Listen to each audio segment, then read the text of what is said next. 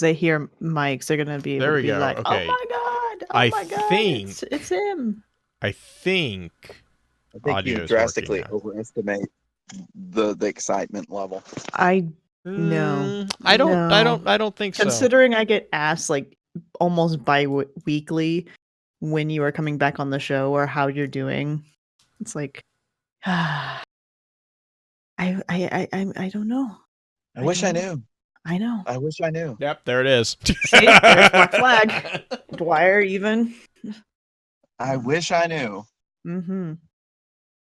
He is all right though. Man, I swear, I sorry. Hey, stream, sorry for the delay in start. That was on me. My computer apparently went through a fun Windows update and reset all the settings, as you know, Windows is working to enhance our experience. You could blame it on Robotron. I love it, and then this You yelled at us. this numbskull comes in. Why is my name Robotron? I don't know, Justin. You said it that way. Oh Do you want me to my clear gosh. off the nickname that you set? Robotron is offended. Do robots have feelings? Yes, advanced ones. Advanced ones. Oh shit. I do. I did test that I do. theory. I do. I did. I ran into a very depressed Roomba. It just kept ramming into the corner over and over. Oh my gosh. It's like, oh god. I saw the one that committed suicide. He got wrapped up in toilet paper and fell down the stairs. It's That's like poor Roomba. the security robot that they were like, it has sentience, and it fell and it jumped in the fountain in the middle of the mall. Like, oh no. Oh god. Just some of them that are out there. It's like, oh god. Oh my. That is the strangest DM I've gotten today. All right. Thank you, Wicked. I got a DM from Wicked that said purple yam is an amazing frozen yogurt flavor. What? No context. That's all I got. Yeah, that's, I mean, to be fair, at least it was that. Well, sure. That sounds like something. So Justin just saw the picture. Have... Justin just saw the snake picture. Yeah. Just now? It's been 2 weeks. He doesn't get on Discord. I don't do things when I'm supposed to do things. That picture has me now. I'm exclusively a pin man. Oh no. That's bullshit. You know what you remind me of? Did you see the Kevin Hart, Dwayne Johnson Halloween bit? The Halloween. I showed it to Anna. I was like, "Oh no, I don't think I did." Kevin. You know what? We're gonna send it to him. Let's just watch it. Yeah. Let's see if I can find it real quick. Because you remind me of Kevin Hart in a lot of ways. Just as far. Yeah. Mm-hmm. Is it our build? I mean, you're not that short. You are not that short. The thing is I'm pretty sure that he actually did that, and then they did the skit. Mm-hmm. Because I would think I would remind you more of The Rock, but whatever. I mean, you are pretty muscular, Justin. But you're not Hawaiian. It's lean muscle mass. It's lean muscle mass, yeah. That weighs more. Does it? So there's yeah. Okay. And by lean muscle mass, I mean bone. I mean, you have muscle. There's got to be something stretched over the bone. You're not just a walking skeleton. I walk around and shit. There's gonna be muscle in there somewhere. There's gonna be muscle. I mean, oh god, why can't I not just find the video? Like, surely there's some fibrous connective tissue in there at some point. You're held together with magic and puppies. It's fine. There you go. Does Justin remind you of Kevin Hart because he lets other people crash his muscle car? No. I don't know Screwball. I don't know of Justin crashing any muscle cars. So, fun fact about me: any car I'm riding in is a muscle car.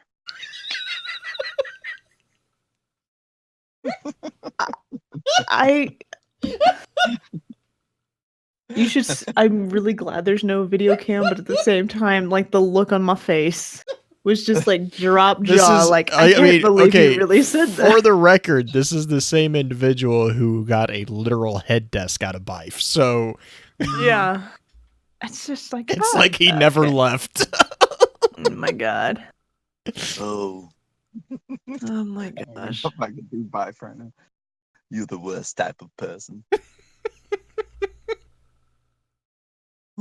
Oh. Oh, we could talk for hours on the lore of British annoyance. But Oh yes. Speaking of that, you should talk to Elaine. oh yeah?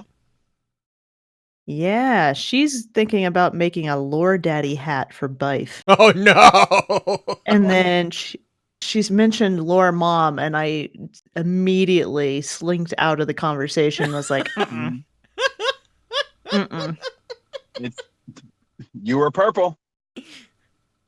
Oh god. Yeah, no. Yeah, no. I'm good. Tag. Somebody else is it. No, see, purple's like the act, like she's the Mrs. Darling, and you're like the Wendy. Like you're in the treehouse with the Lost Boys. Mm-hmm. And I like how in she's this like analogy we're the Lost Boys. Uh-huh. Yeah. Mm-hmm. Yeah. He put And the I video just like in chat for you. I don't have I'll be right back. I'm not limber enough for this, but I always wanted to be the one that could kind of like grab my legs and just roll at people. Like that dude was so cool. Although it still didn't seem like he would actually roll. Did you ever play the video game, the Peter Pan video game? No. It was amazing. It was one of my favorites. Super NES, I'm assuming. Yeah, it was it was SNES, but god damn, you got to actually play as that little guy that would roll every Roll once people? in a while. Uh-huh. You just bowl them over. It's amazing. It was amazing. Sounds pretty Mhm. OP. Yeah, it was fun. You got to fly all over the place. Had great music, actually. Nerf Bungie, please. Hmm. Thanks, Pens, for the bits. Aw. Love you to bits, He Pins. loves you to bits. Oh goodness. How is everything, Miss It. Green? Oh my god, dude! I'm selling shoes. It's weird. What? Yeah, that's what my job is now. I sell shoes. I sell really fucking expensive shoes. Oh. Mm-hmm. I sell shoes. I think the most expensive pair I have I could sell is like $250. That is expensive. It is. It's kind of dumb. What? It's kind of dumb.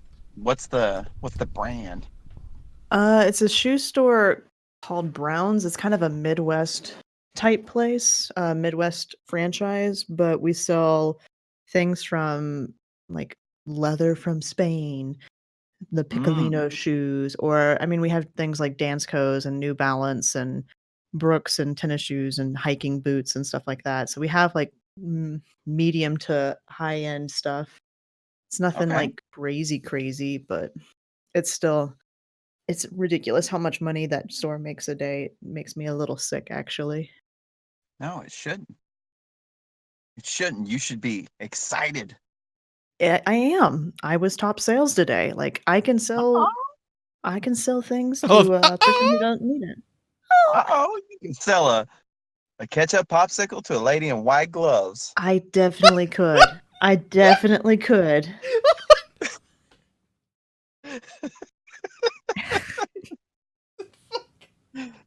Oh.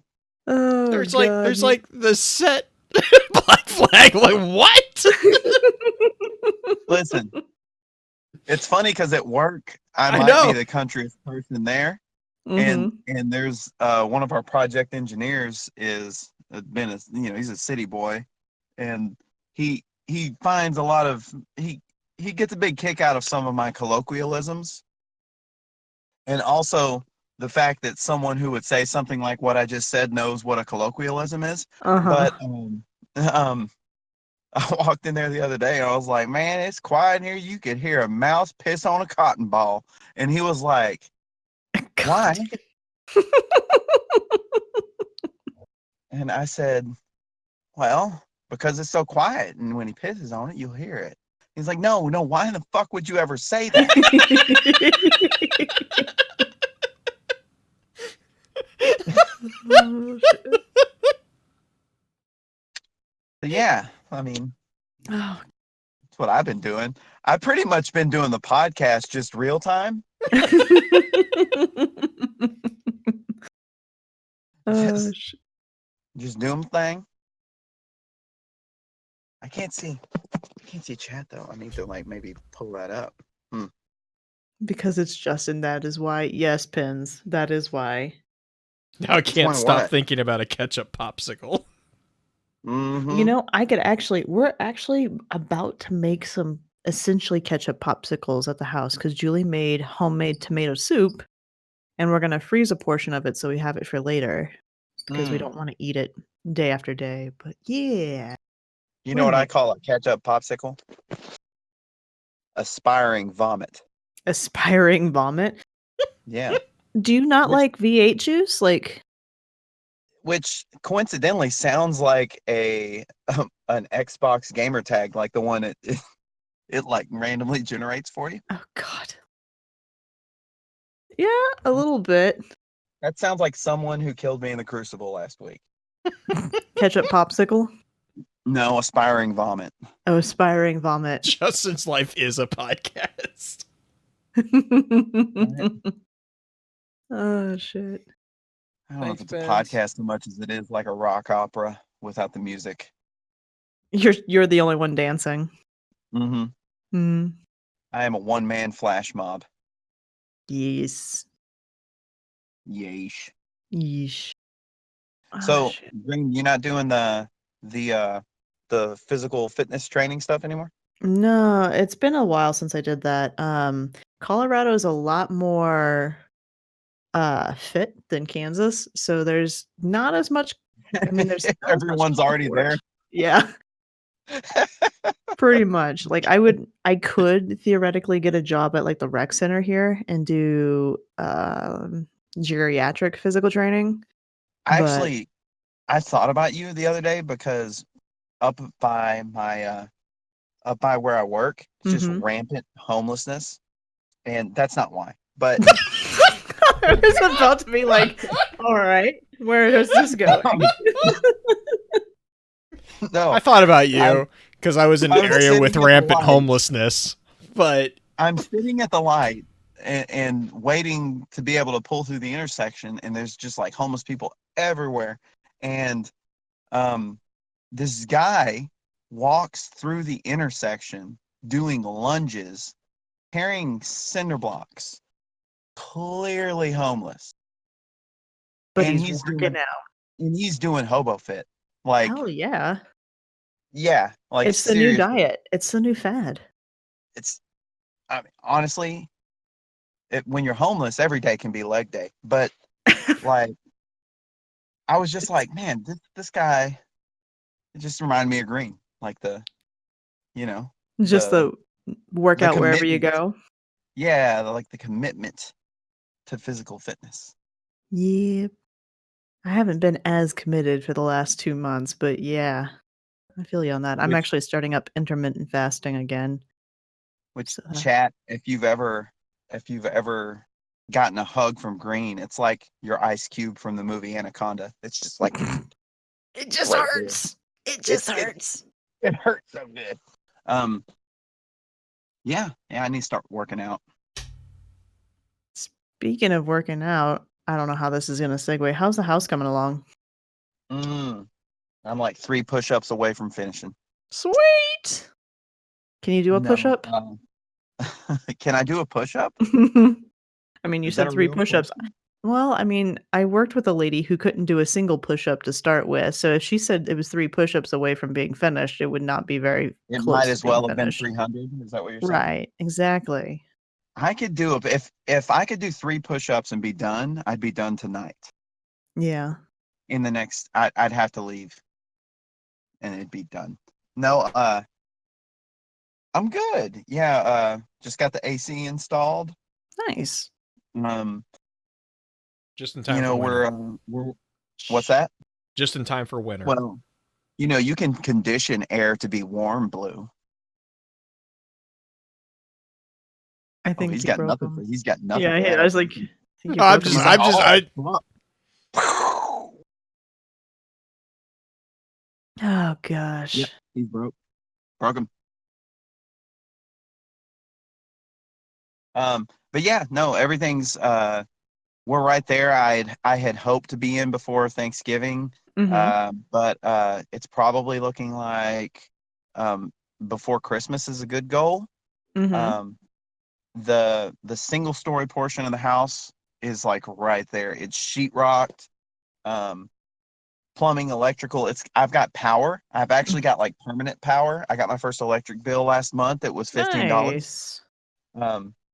So yeah, like it's moving forward. It's moving forward. I know feels like I'm, you know, building, you know, I mean, you the Great pretty much Pyramids. are. You're pretty much building the whole thing anyway, Yeah, with yeah. as much renovating as you did or are Pretty much doing. built a new house under an old roof. If you're out there thinking why, you're not alone. Um, like why the fuck would you do that? I don't know. Why do I do Bonding. any of the things Bonding. that I do? Actually, yeah, yeah. It's been a fun experience. I'll say this. How's And Gavin? it's funny because it's led to me being very snobby when I hear anyone say that they're paying someone else to do something. It's like, oh, I got a Mm-hmm. plumber coming over this week. I was like, plumber? The fuck's your problem? I can All he kind of needs is a mad relate. gas torch and a striker. I mean, I got the fittings at the house. We could be done in 4, 6, 8 hours. 468. Never mind that you only need just a pipe wrench to tighten it. God, we bought our first place actually here in Colorado. We're not, Oh, yeah, we're not renting anymore. So there you go. yeah, I thought of you while we were ripping up all the shit and replacing a Oh, bunch of crap. thank you. Uh-huh. I went, thank fucking God I don't have as Payback for the much to do homeless as graduate. Justin. I thought of you when I was ripping up my shit. I mean, the carpet was pretty gross. Like It's still not helping. gutting. Yep, I know. It's okay. I was just gutting out the house was intense. And then we had to lay down new flooring for almost every room. We still have Nice. bathrooms to do, but it was good. It was good. On a side note, carpet's gross. It is disgusting. Mm-hmm. It's a disgusting proposition. I don't care if you're the best person in the world. It's gross. Mm-hmm. Kind of like people who have cats. I don't have a cat. Uh, Well, it's funny because people are like, "Oh, I've got cats." I'm like, "Ah, that's gross," and they're like, "No, it's not. We're like really clean." We're like, "Yeah, no. I mean, my my like standard is if you're ever giving someone a tour of your house and you can say, here's the kitchen, we just put this in, new backsplash, here's the restroom, that's the box of shit. And then there's this over here. Yeah, no, what'd you say? No, that's where my cat shits, in that box right there. mm-hmm. Uh-huh. Yeah, I mean, like the kid it shits in that box. Yeah, it shits in the box. It's okay. It's Yeah, totally cool. We put some fucking sand in there. It's great. it's amazing. It's awesome. No, so Oh, that's it? Like, yeah, no. No, it's covered. you know what Okay. though? If you let a cat out to be out kind of like indoor outdoor where they shit outside like a dog, they will also mark every fucking place in your damn house. Had Mm-hmm. that It's happen. almost and I say this with all due deference. It's almost like you just shouldn't fucking have a cat. Some cats are fine, but having Mm-hmm. yeah, the litter box Like fucking tigers. I've been sucks. to the zoo. Those are fucking Yeah, awesome. they're amazing. I don't know. But you got to get a fucking sandbox from fucking Walmart for them to shit in. Yeah. I think you need a little bit more than a sandbox, though. And could you imagine the litter bill? Like how much litter would cost? Mhm. Ah, it's expensive. Even just buying sand is expensive. Mhm. Mhm. Yeah. No, I'm just saying, if you just approach it like a rational person and describe the whole proposition of a litter box, cuckoo town. Yeah. And I do understand that 30% of America have cats. I think it's 30%, 25. Maybe it's Oh, in the high 20s. High 20s. 87% of percentages are made up on the spots. It's fine. Yeah, exactly. But still, that was my reason. But Still. still. Hmm. But Should we start top 3? I think we should. Blue? Yep. Are you Blue there? just doesn't want. He just doesn't want. Yes. Okay. Let me pull up. And good to go. Cool. Welcome to FFC Top 3, a show where we, your FFC hosts. Wait a second, we got another one here. Count things down from 3 to number 1. And guess what? We have 3 hosts here tonight. Thank you for joining us this week. And did I mention we have 3 hosts here? If you have a suggestion for a topic for top 3, Justin's back, by the way, be sure to drop us a note on Twitter at FocusFireChat or in our Discord. Someone might be excited. Or even email us at focusfrirechat@gmail.com. This week, we're going to discuss the fact that Justin is back and our top 3 Halloween costumes. I am not drunk. That's like. Oh, okay. That is that what's going on? I'm not. That was like. I am not. Yeah, that was exactly like Chris Hardwick just did the intro to top 3. Hell yeah. That's what that was like. I'm all right with that. Also, did we mention Justin's back? Yeah, Justin's back. I So, mentioned Justin's back. Justin, do you remember how this thing goes? Yes, we all mentioned our top 5 favorite things. Close enough. We're going to make Blue go first, then you, How and Green's then like, me. I'll allow it. Kind of devolves into it anyway. All right. All right, Blue. Top. What's your number 3 Halloween costume? Number 3 is probably the inflatable. Like the inflatable costumes are freaking amazing. We had so I'm gonna try to do the ones that we actually saw, which I don't know if it was different for you guys, but this year was like really, really light. Like there were not a lot of trick or treaters that came around. I was gonna say lame, but yeah. Okay, I right. mean, Well, but we there had was a also snowstorm earlier this week, right. and it was you get it. You get a kind of Yeah. a pseudo pass. We did not get a pass. Like my little guy went around, and apparently not only was it really light on trick or treaters, like 90% of the houses that were open, like that were giving candy out last year, weren't giving out candy. Like it was he was actually slightly upset. I was like, I'm like, what the? But anyways, there's one that's apparently an alien giving a body hug to the kid. So like it's the kid, and then there's an inflatable portion of like an alien that's like hanging on him. It's the creepiest thing looking. Like it's not supposed to be creepy, but it's creepy looking. But yeah, that's my number 3 because I literally started laughing as soon as I saw it. Here, I show you. I have image of it. I show you. When did did you turn Russian? I show you. Yes, I that have to thing. you. It's so weird. It's pretty amazing though. I mean, it's funny, but I don't understand why that needs to be a costume because it looks like the alien is molesting the kid. But See, I need to show you one that you ruined it for me now. Yeah, kind of that's a first. I ruined it for you. Yeah, right. I'm the ruiner. Have you seen it's like the leprechaun men carrying the drunk men costume? That sounds really familiar, but I can't remember it off the top. Gosh. I don't know if I can find it. Like, I don't know how to describe it besides the fact that there is this costume, which is essentially the pants are the shape in the like facade of this tiny man in lederhosen carrying the giant man who is stumbling around like a drunk man. Like, there's no way to really describe it besides that. Like, it because you're obviously the men up top are drunk and they're just wobbling around like crazy. Pretty amazing though. It's like, oh god. Sorry, Ugh. chat's now talking about. There's apparently, I think Wicked might have shared it, but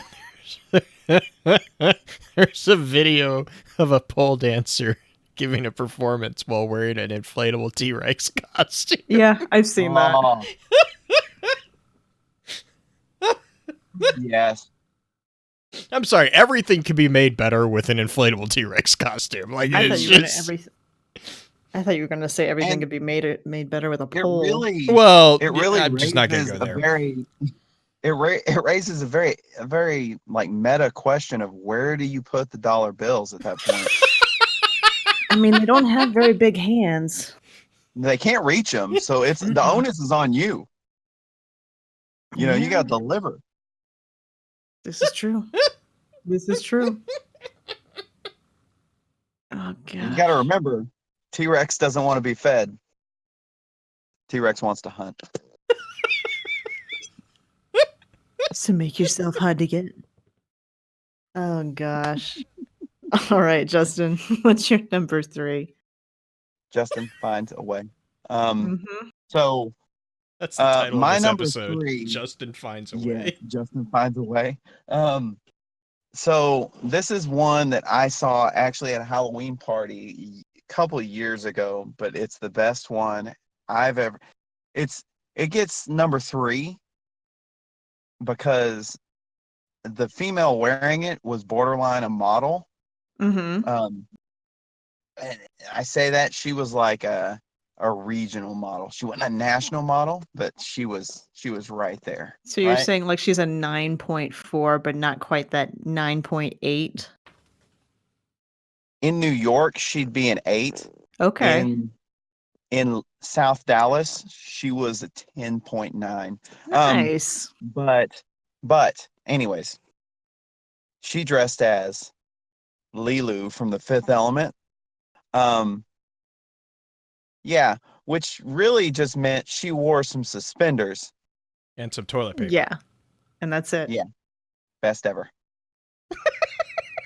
Best ever. I actually saw that for like it was But for sale. You can she buy did that not- cosplay.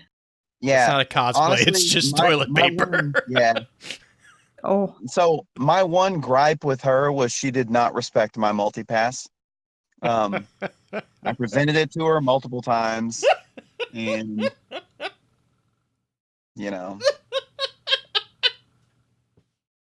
blues trying to get her to put some sand on my cube. You know what I mean?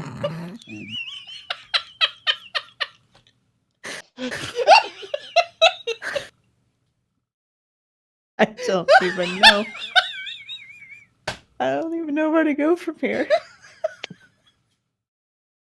So yeah, that was a really good one.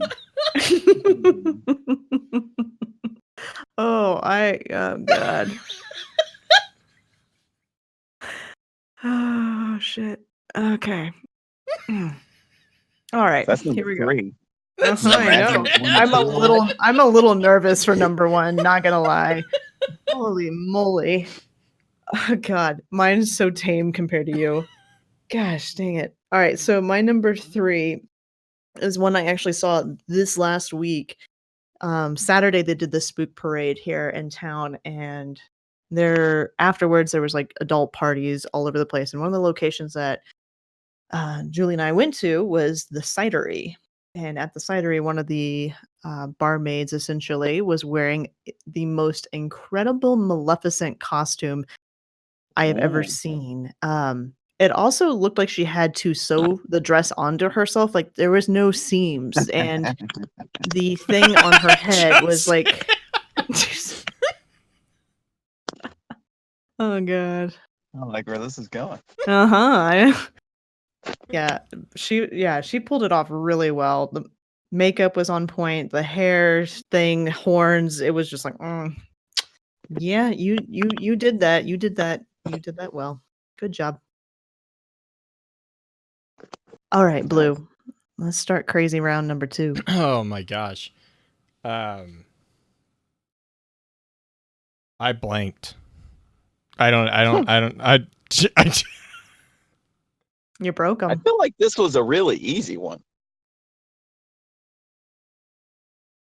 I'm trying to think. There was a couple good ones that came by our house actually. There was the alien guy.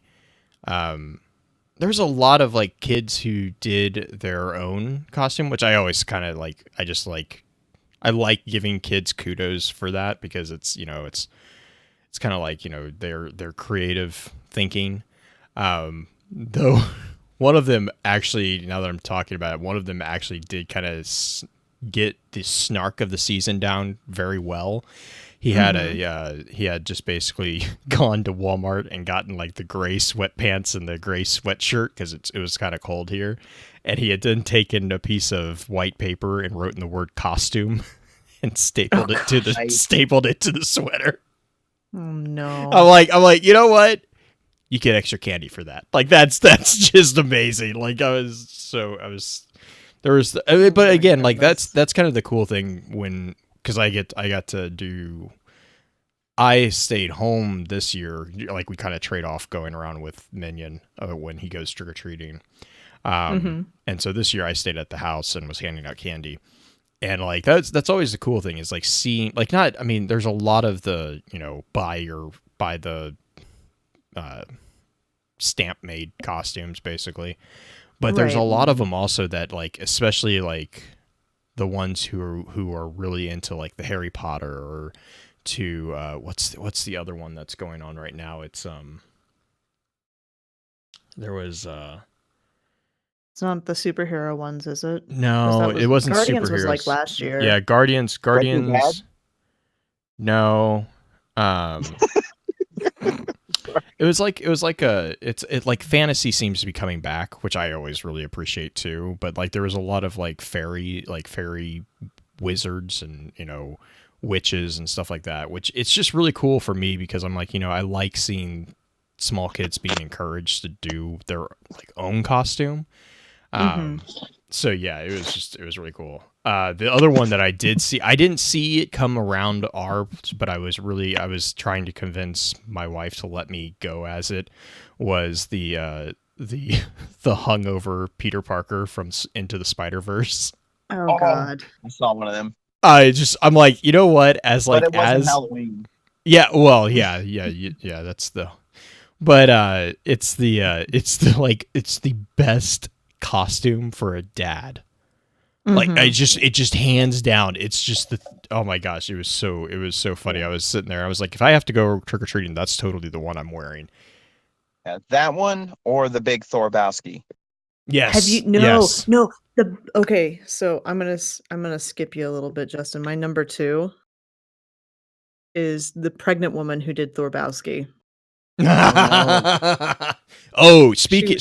Did you see what Tom Hiddleston and Charlie Cox did? So they're doing they're filming something together, but they basically Charlie Cox is the actor who played Daredevil. Tom Hiddleston obviously is Loki. They went as each other.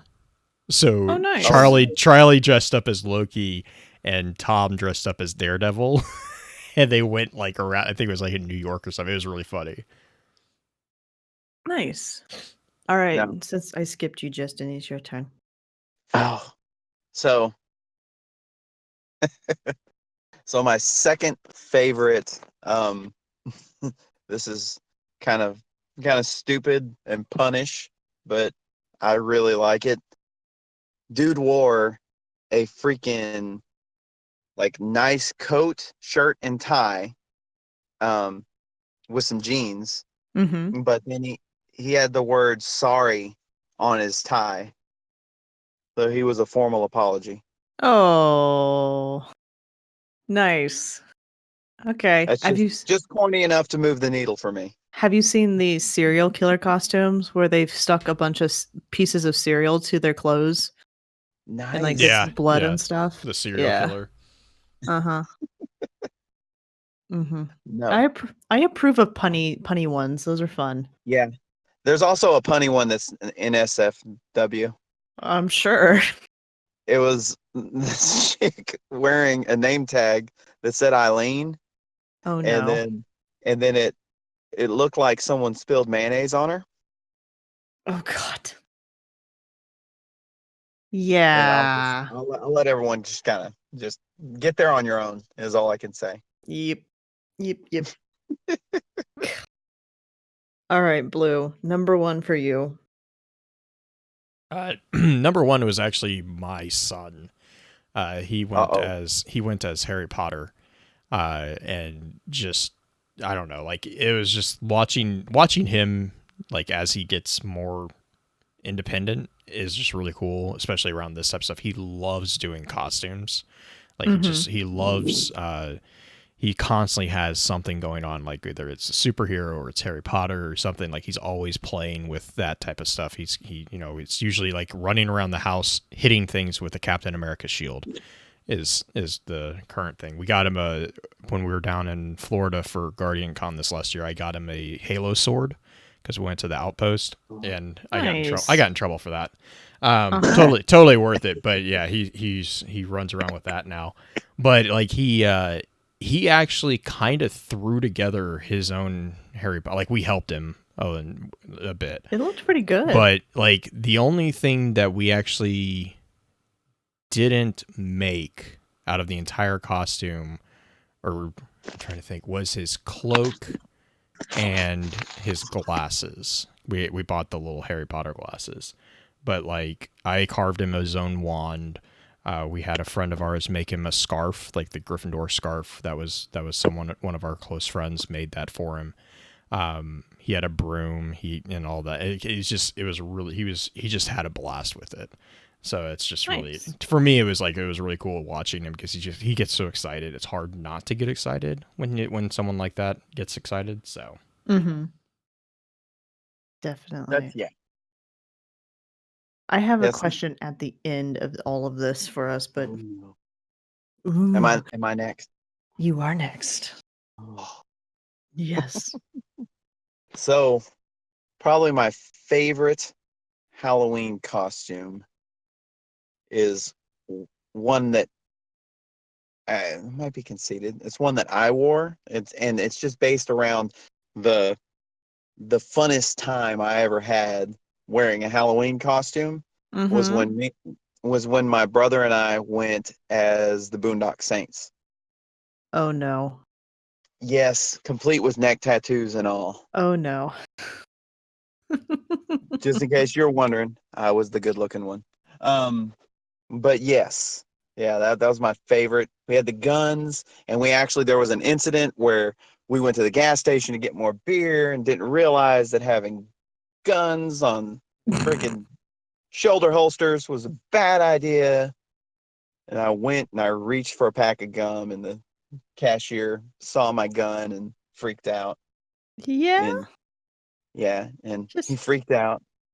And just then a little once we bit. convinced him that we weren't trained assassins, he gave me my gum.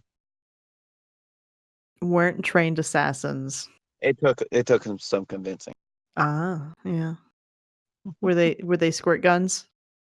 No, it was a really bad idea. They were metal. Oh no. Um, they were metal fake guns, but Like the cap guns? we sawed off the orange tips Uh-huh. because they looked lame. Uh-huh. Whoops. Which just in case you're listening and you're suggestible, that's a bad idea. It's a good way to get shot, Yeah. Yeah. especially in Texas, where you not only have to worry about the cashier, but also the 4 people behind you in line, yeah, Uh-huh. I'd say it's not just the cashier on that one. any of Also- whom Oh could god. shoot you. Pretty sure like a kid got in trouble for doing that same thing in a different city. Oh, a kid got shot doing that in a different Yeah, city. I thought so. I Yeah. thought so. Man. Mm. Yeah. What about that night made it so memorable besides the almost hold up at the Well, convenience that was store? also the same night that we met Lilu Dallas. So Um, but you know, Just the giggles. yeah, yeah. Nice. I'm gonna cheat. My number one isn't technically a costume, but is my Oh. favorite thing I've ever seen somebody do for Halloween. So recently, there was a movie that came out, a remake of a movie that I refuse to see and will never see. But the most brilliant thing I've ever seen anybody do for Halloween is put a little red balloon, helium balloon, in every storm grate in a town. That's just rough. It's so brilliant. It's so brilliant. Like how to utterly mess with every child who has seen it, or even adult for that matter, who's seen that movie. It was Hey, Georgie. Georgie, what you Georgie. Hey, Georgie, what you doing? I still hold that the blooper that they did with that movie is one of my favorites. Mm-hmm. You want your boat God. back, Georgie? Yeah. Here you go. Ah. Yeah. All right. Here's my Yeah. question for you two, though. What, and you said the one that you was your favorite one that you wore, Justin, but what is your least favorite costume you have ever had to wear for Ooh, Halloween? Just the number one least favorite costume. Peter Pan. You were Peter Pan. That was it. I bet that was adorable. How old were you? Please I tell was a me. fucking adult. Okay, that's a little awkward. I don't know how to process this one because I know what That you was look probably like. adorable. How old are you? I was an adult. Never mind. That's terrifying. I was stranger danger. Stranger danger. Those I was tights adult. aren't meant to supposed to go up there. Okay. I was a married adult, and I had next to no choice. Ah, I gotcha. Although in hindsight, I could have just said no. Perhaps. We do I think it strange would have things shaked for out the the ones we same. are currently in the hostage situation with. Blue, what's your least favorite costume you've ever worn? That's really it. I don't I really don't- see him wearing costumes. I don't really wear costumes. That's the thing. Yeah. Yet you're so into all the kids who are making their own these days. No, like, and Oh, it's not. like seeing it for other people. Yeah, it's like, you know, I understand, like, I don't know, like, I like giving people who do like wearing costumes and do the cosplay, you know, and all that. It's a form of art, or it's a form of art, like, and that's the way I see it. Mhm. I don't think I mean, like, I don't, pretty much any costume that I've been forced to wear is the one that I don't want to be wearing. Mhm. If that makes sense. Like, I don't wear costumes. Okay. Though I'm not gonna lie, if you got me an inflatable T-Rex outfit, I would not We've take discussed it Yeah, off. I was about to this. say. I am not allowed He- to get that. He's The also man doesn't even know volunteered. when his birthday is. He's not wearing a Mhm. costume anytime soon. No, if it was an Never inflatable know. T-Rex, I would totally. Didn't you volunteer to like hand out flyers for like a I business downtown if you had the inflated I would T-Rex do costume? I would just wear it downtown. I don't even think I would have to do anything. I would just wander around with an inflatable T. I've told people this, and I've also been told that I am by no means allowed to even look at what it would cost to get one of them. Because I Now also I'm curious. I'm also, like, full seriousness. So downtown Kansas City has all the stupid little scooters or whatever that I absolutely hate. And I'm like, I'm dead serious. If I was able to acquire a T-Rex costume, I would be on one of those scooters in a heartbeat. Oh no. Not the. Those- So, what would even be better than the actual scooter is the thing that's just a wheel with a place to put your feet. Yes. That'd be the thing. What are those even called? Stupid. Yeah. Yeah. But Yeah. yeah, I've been informed that I am by no means allowed to purchase one of those. Yeah, I saw a pack of them on Reddit. Yeah, There's Pins Pins. is- Pins is Pins the the enabler. Uh-huh. So we're I gonna got see it. Anna after I'm gonna you. pay for it. Mm-hmm. Gosh. Pins don't enable them. Yeah. I saw a pack of T-Rex on Reddit. Oh no! So I'm sorry, but I- like whenever you're having just a just shit day, like just go on YouTube and watch the shenanigans. And if it's people wearing the inflatable, I don't know what it is, but it is it heightens the hilarity of the situation. Like some of my favorite ones are when those things first came out, they had the whole skit of like the pack of the T-Rex like running around in the car. And they'd get out and they like knock over trash cans and then go run away and try to get out of the way because it's so unwieldy. Like you can't do anything. yeah. Or they all go into like a Taco Bell. Mm-hmm. No, this one it's actually recent. Like it recently got posted on Reddit. It said my son happened across a herd of other T-Rex last night and they asked him to join them. So Oh, no. this kid was in a T-Rex costume as well. And so there were like 8 of them. It's on Reddit right now somewhere. Submitted 9 hours ago by Timber371. Oh no. So yeah, that one was fun to see. Pretty cute. Pretty cute. My least favorite costume my mother has ever made me wear. It was 2 years in a row. My mom got into the whole idea of like making costumes for us kids, and she must have had the same pattern because one year I was a frumpy pumpkin and I Mm. was like maybe 4, and the next year I was a frumpy M&M.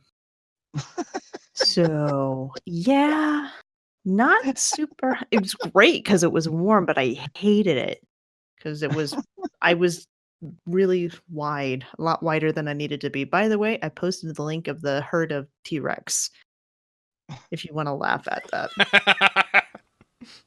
I think I'm more interested in the herd of frumpy pumpkins. I mean, it was not so much a herd. I don't know what you would call like a roll of frumpy pumpkins. I don't know. What would you call a group of pumpkins? A spice of pumpkins. A spice of pumpkins? A Starbucks of pumpkins? No. No. Okay. No. Okay. No. I should wrap up the show now. Yeah, we should. I think I've delayed the actual podcast enough. That's all right. That's all right. Thank you guys for joining us this week for Top 3. As always, remember to submit your suggestions. Otherwise, we end up with shows like this where it's last minute and we're trying to figure out what to talk about and we end up talking about costumes. So, remember, everybody loves a list. All right. Dr. Grant and his wife and daughter wore the T-Rex outfits. That's awesome. Nice.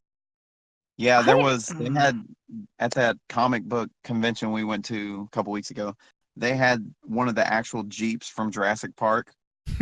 Nice. And Nice. There was a dude, we walked around the corner, there was a guy in one of those T-Rex costumes just like ramming up against the side of it. And just going, Oh, shit.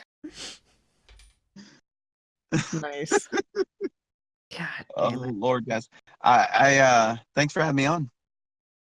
Yee. You guys stay on for What's the regular run? I gotta make sure that my little frumpy pumpkin isn't all jacked up on freaking pixie sticks. I gotta be up at 5 in the morning. I got sheetrockers or no painters, tapers, and bedders coming to the house in the morning. Why you betting people in your house already with the No, sheetrockers I've and got people tapers? coming to finish the sheetrock and the paint, so eventually, Young Green, I can bed people in my house. Okay. That's helpful. Walls are good for that. Mm-hmm. Oh, lots of soundproofing going on. Yeah. Not creepy at all, but were you too, no one could hear you scream. Okay, adult Peter Pan. Mm-hmm. Yes. I don't ever want to grow up. I don't know how I really am disturbed by that. Not gonna lie. Like that is an image I did not need. Like you in tights. Me and tights. Like which way Tight. Right. Like which No. way I'm just so Well, confused. Did you wear I'm a just a cup? normal guy. Just put my tights on one leg at a time. Right, but did you wear a cup or like I don't there's so Hmm? much going on with men in tights. Like I have a mixed feelings about it. Oh, I had mixed feelings. Everything was mixed together. I'm sure. Squished all up in there. Anyway. Oh my It's gosh. one of those things. It's like a pride thing when you put tights on as a grown man. You're like, these cannot contain me. I shall not be contained. Huzzah! So God yeah, damn it. it was one of those things. Actually, I said it was Peter Pan. It was actually Robin Hood, and I think Oh, gotcha. the person I was in a relationship with at the time went as Maid Marian, but everyone kept calling me fucking Peter Pan. So I was like, I've got a goddamn bow and arrow. Like, this should be fucking obvious. What do I need? Morgan Freeman next to me? I need you to call me fucking Robin Hood. I need you to call me Robin Hood. Oh shit. So, Problem with anyways, man. the problem with what? I was like, the problem with Robin Hood and Peter Pan, I mean, depending on how big your bow is, there's not much Oh, difference because Peter Pan used a bow in certain instances too. yeah, I mean, He's like, yeah, God damn it. damn it. Okay. There's a lot of innuendo Uh-huh, kind of uh-huh, uh-huh. I could kind of shoehorn in there, but I'll just yeah. I'll let you guys get to No Man's Sky, which Yeah. I'm honestly on a very serious level, I'm very surprised there's enough lore to do a show about. But Me too. well, that's not a good sign. Blue's handling a lot of this one. Well, I'll just give everyone an update. I'm actually playing Destiny. I'm trying to catch up. Yay! So keep me posted on what the topics are, and I'll kind of play double dutch until I see one that I can jump in on. Sounds good. Sound good? Mm-hmm. All right. Well, Green, tell Julie what's up. I Uh, will. Blue, tell Anna and Maddie what's happening, and Mhm. the chat. I'll catch all you guys later's. Bye. Night, Justin. Bye, guys. Let's see if we can figure out how to shut off the I phone. don't know how to fucking do it. Okay? It's a goddamn phone. If I knew how to do it, don't you think I would have been on the show by now? No. Bye. Get the word. See ya. There it goes. Shit. Let me get a refill on coffee. I love how you called it too. You're like, and he doesn't know how to get it off. I mean, he's our lovable, not techie person. Mm-hmm. Yeah. All right, I'll be right back. I'm gonna grab a cup of Mhm. coffee again.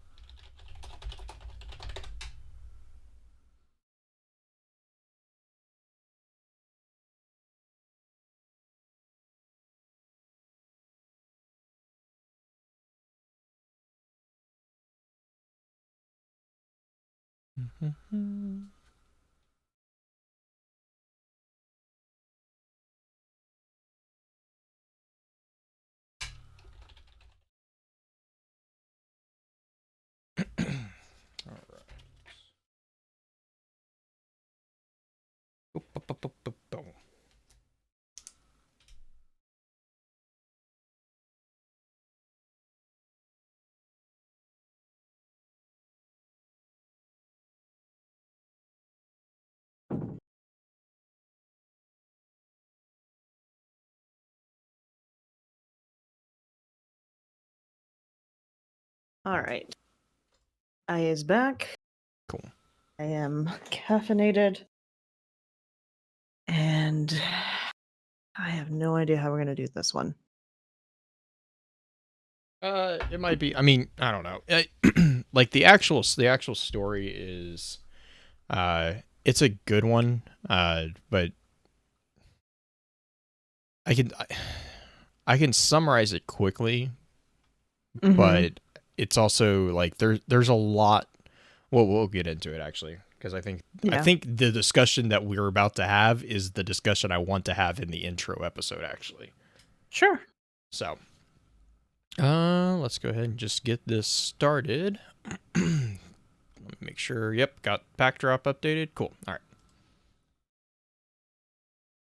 Welcome to Focus Fire Chat, recorded live on November 1st, 2019, over on twitch.tv/FocusFireChat. As always, I want to give a big shout out to our live chat with us tonight. Thank you so much for joining us once again.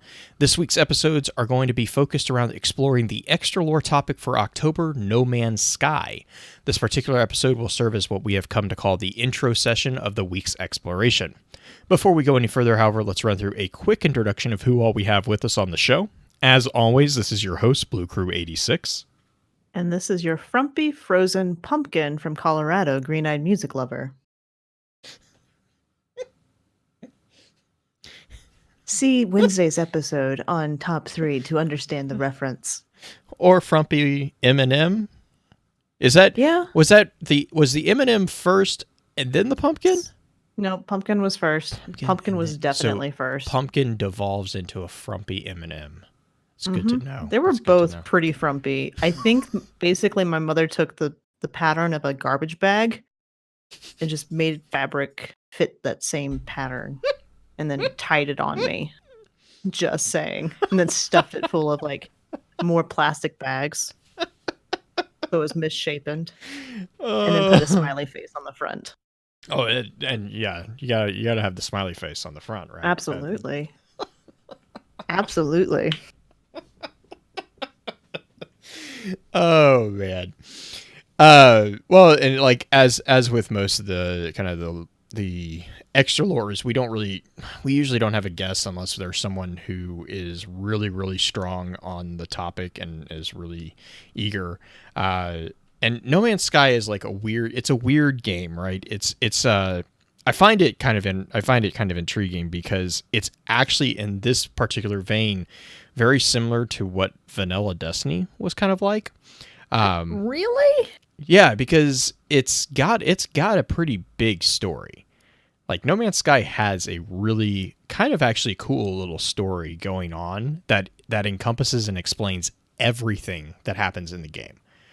Okay. And the same with like Vanilla Destiny. There was a big story going on, but the game at first blush didn't seem to have much going on. Like you had to dig to get into it. I mean, it's the same as like any really big RPGs. Like there's like the surface story, and then there's like the campaign story that's going on. No Man's Sky, admittedly, let's see, I didn't start playing No Man's Sky until it came out. Came out on the Xbox. And I don't think Green, you haven't played it at all, right? I've not played it at all. I've watched people play it. I think I watched Broman and Gathalion play it for a little while before I went, Right. Okay. Yeah. It's an acquired taste. It's 100% an acquired taste. I get that. I absolutely love it because it's a game that I haven't been feeling it recently, so I haven't been playing it. But when I played it a lot, what it was very similar to Minecraft. It's a game you can just jump into, and it's designed to allow you to lose yourself in it. Like it's completely open world. So there's really nothing. And before it was the next update, I believe. Let me make sure I'm remembering this one right. The Atlas Rises was basically, which was the 15th update, and then the update 1.3 was the big push for an actual story. So up until that one, there really wasn't even the story that we're going to be talking about. So like when it first came out, it was originally released on the PlayStation 4 and the PC back in 2016, August 2016. And when it was originally released, it did not have much as far as the campaign goes. The ideas that we'll be discussing were there, but they weren't cleanly presented to players. When it launched in 2018 on the Xbox is when I kind of got involved with it, and by that time they have in a same vein as Destiny has the continue, and that's mostly the online games, but it's those continuous updates. We're on for No Man's Sky. We are currently on the 15th update, the 25th update, I think. So update 2.15 was the one that it literally rolled out 2 days ago. Okay. And it was basically the big thing was it fixed a bunch of bugs, and then also it was a presentation of a new aspect of campaign stories regarding some forces leaking into the universe, which we'll kind of come back to later, because the whole story of No Man's Sky is very meta. It's very, very much a explanation of everything that happens in the game as it is, like, as a game. Like that's kind of the thing with No Man's Sky, and we'll kind of get there. So to me, it's a really interesting way that they did the explanation for really everything. Like even the introduction of the multiplayer component is explained in the story. When they released the patch that opened up multiplayer for No Man's Sky, that was explained as part of the development of the story. That was actually a procedurally evolving component within the universe that the travelers, which is what you play as a traveler, the travelers gained an ability to actually cross universes and interact with other travelers. That was in lore within No Man's Sky actually a component of the game's universe developing, and it's explained by being something that the Atlas actually performed on the universe. So it's like this thing that this new feature, like all the new features that keep getting rolled out, that's explained in the game as being a upgrade that is provided to the universe via the Atlas, or it's an after effect of something that the travelers have done to the universe, or their paths have unlocked a new feature, basically. So it's again just like a really kind of creative way to explain this ever evolving universe without actually breaking the fourth wall, because there is no fourth wall. That's the fun kind of little tidbit in No Man's Sky. That's very meta. Oh yeah, no. I mean, I'm not joking. It is extremely a very heavy meta storyline. Which is actually why I kind of really like it. Is it kind of just, it's like, yeah, we're a game, and it's just that's kind of the underlying thing is we're a game. Here's the explanation. So there's actually, how immersive is it as far as losing yourself in the game? Like when you're playing it, do you get the same kind of immersive aspects as you do when you're playing Skyrim? Yeah, I do. Really? Mm-hmm, yeah. Well, because like, so again, it's open world, so there's no like, same with like, so there's no. This is the downside to it as well. Similar with like Minecraft, there is no guidance really. It's really like, for me, what I find really cool about it is the way that it's presented is you wake up and you're like, I don't remember anything, but your suit does. Your suit has like some residual memories of what's going on. Basically it explains like, the basic tutorial of like, move this way, look this way, blah, blah. But then after that, it's like your first task is basically, hey, your ship is here. You need to fix it. Go. Okay.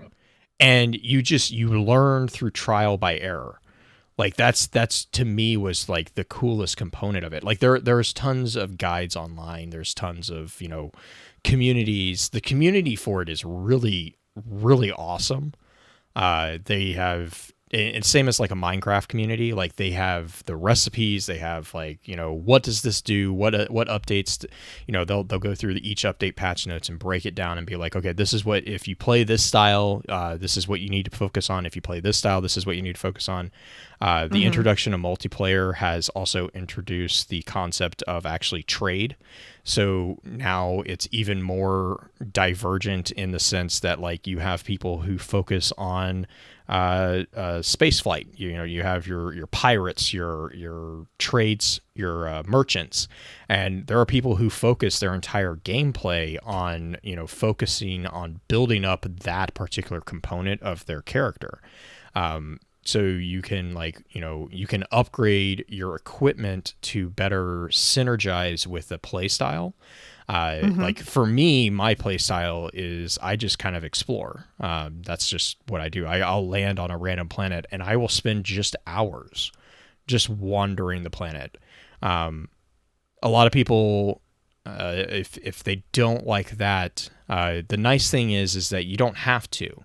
You can land on a planet and you can get the credit for discovery. There's like different ways to unlock different credits, basically. And each planet basically has a unique ecosystem and geography, but it's unique to the planet, but it's also not it's not realistic in the sense that there is something that you can discover forever. But that being said, if you land on a planet and you start walking, it's the actual size of a planet. So like your character in game, you can spend months actually walking around a planet, because it's actually in ratio to stuff. It's actually to size, which is just, to me, it's just mind boggling how they've done all this. Now that being said, the wildlife, the flora and the fauna on that planet is not to scale. There's only it's like, I think the upwards of it is, I think I've discovered a planet with 7 to 10 different creatures. The plants tend to be, I haven't actually maxed out plants, and I've gotten planets that have like 25 plants. They as they go through different development cycles and add different features. So like one of the big features recently was the ability to explore underwater. Up until recently, that was kind of, you could go in the water, you could swim, but it was very limited on what you could do. Okay. And now it was it was like, I think it was an update like 6 or 8 months ago. They actually allowed you to start constructing underwater bases. And so just in the same way as like Minecraft, you can construct these bases, you can do all sorts of, I mean, if you go on the official No Man's Sky website, they showcase different community members and like, they're just like insane base building. And there's just it just like, it boggles my mind, the talent of some of these people who they're like forgers, like, it's like Halo Forge, map creators. And with the PC, obviously you have a little bit more fine motor control with the mouse and keyboard than you do necessarily on the console. So there are some just amazing creations, and it's one of those things where, understandably, when it first came out, like back in 2016, 2017-ish, it was very rough because of the procedurally generated components. There were some very unique and interesting discoveries being made. I've never been disappointed with it, because I was following No Man's Sky before it came out, and I was really excited because it's pretty much exactly the game I like playing. It was a solo play game. It was random. It was like, it's just that's what I like doing. So when all these came out, a lot of people were kind of upset because they viewed it as they were being promised something that they weren't, but they had misunderstood what was still going to be released. Mm-hmm. I never had that. I never had that negative response because I was like, no, this is exactly what I want. Like, this is awesome. I can't wait for it to get to Xbox. And then when it finally did come to Xbox in 2018, we also, like, as it rolled out for Xbox, it was also rolled out with what the update's called Next. And that was the update that just completely overhauled pretty much everything. It made it much smoother. It made it much more presentable. It made it much more user friendly, and it also introduced the concept of a basic campaign, or an explanation of what's going on, a more overt explanation. But so like when I got into it with Xbox, we got the benefit of all these upgrades that had taken 2 years to kind of, fine tune. Yeah. So obviously my first experience actually playing it, I had watched it on different streams. It was one of the few games that I've actually watched a live stream of. I don't usually watch live streams of games because usually I just don't have, I'm not a big fan of that. But this was actually a game that I actually did sit down for a couple hours and watched a couple people stream. But when I finally got a hold of it and I got to dive into it, I had it post the next update. So my experience was obviously tinted from that as well, which I remember when it came to Xbox, a lot of people jumped back into it because of the next update. And a lot of people who were formerly upset with No Man's Sky came back and are still playing No Man's Sky because of that update. That update did fix quite a bit. And then the update that just happened fairly recent, not the most recent one, but the Atlas Rises was the update. Update 1.3 is what's called Atlas Rises. And Atlas Rises update was the 15th update, and that was the one that was it did a rehaul of the existing story arc, which we'll talk about probably more in the advanced session. But basically the storylines are called paths. You have the choice of 2 or 3 paths. There's the primary path that explains everything, and it's actually the storyline. And then there's a couple secondary paths that you can choose to follow, that basically are supplementary. Like they give flavor to the situation that you are in as the last traveler, but they're not necessary to understand what's going on in the primary path, so the primary path is called the Artemis path. You also have the Atlas path, and I want to say it's like the Deep Dreams path, I think is the other one. Can't remember what that last one was. The other one is like a really, really brief one that's more of a quest than a path. But so yeah, like the next update, which was update 1.5, was just like, so you had Atlas Rises, which is 1.3, that introduced the rehaul and the paths, the introduction of the paths and the formalization of the paths. Then the next update, which was update 1.5, was the 23rd update. So I mean, like, you went from the 15th to the 23rd update, and the next update was the one that was released on the Xbox.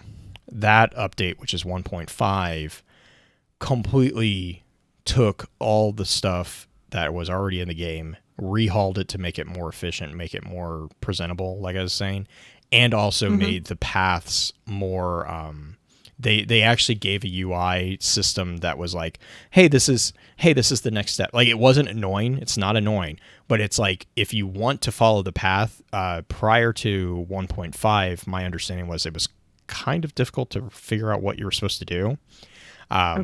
They actually embedded it inside the HUD of the UI that you're experiencing, and so it was a user experience. It was a UX update that really actually did a lot, because then you all of a sudden were like, oh, okay, I need to go do X because that's the next step in this quest, instead of being like, I don't know what I'm supposed to do. But yeah, And I know we're like 20 minutes in, so let me take a breather real quick. We'll run through the standard housekeeping notes, and then I'm going to come right back and dive into it real quick for that. But so I know, like I said before we started recording, Green. I think this was kind of the conversation I wanted to have in the intro, not so much as the dive into the lore, because I can summarize the story in No Man's Sky. It's both expansive but simple at the same time, Okay. which is why I like it, because there's a lot of space for the player to inject themselves into the feet of the character that they're playing.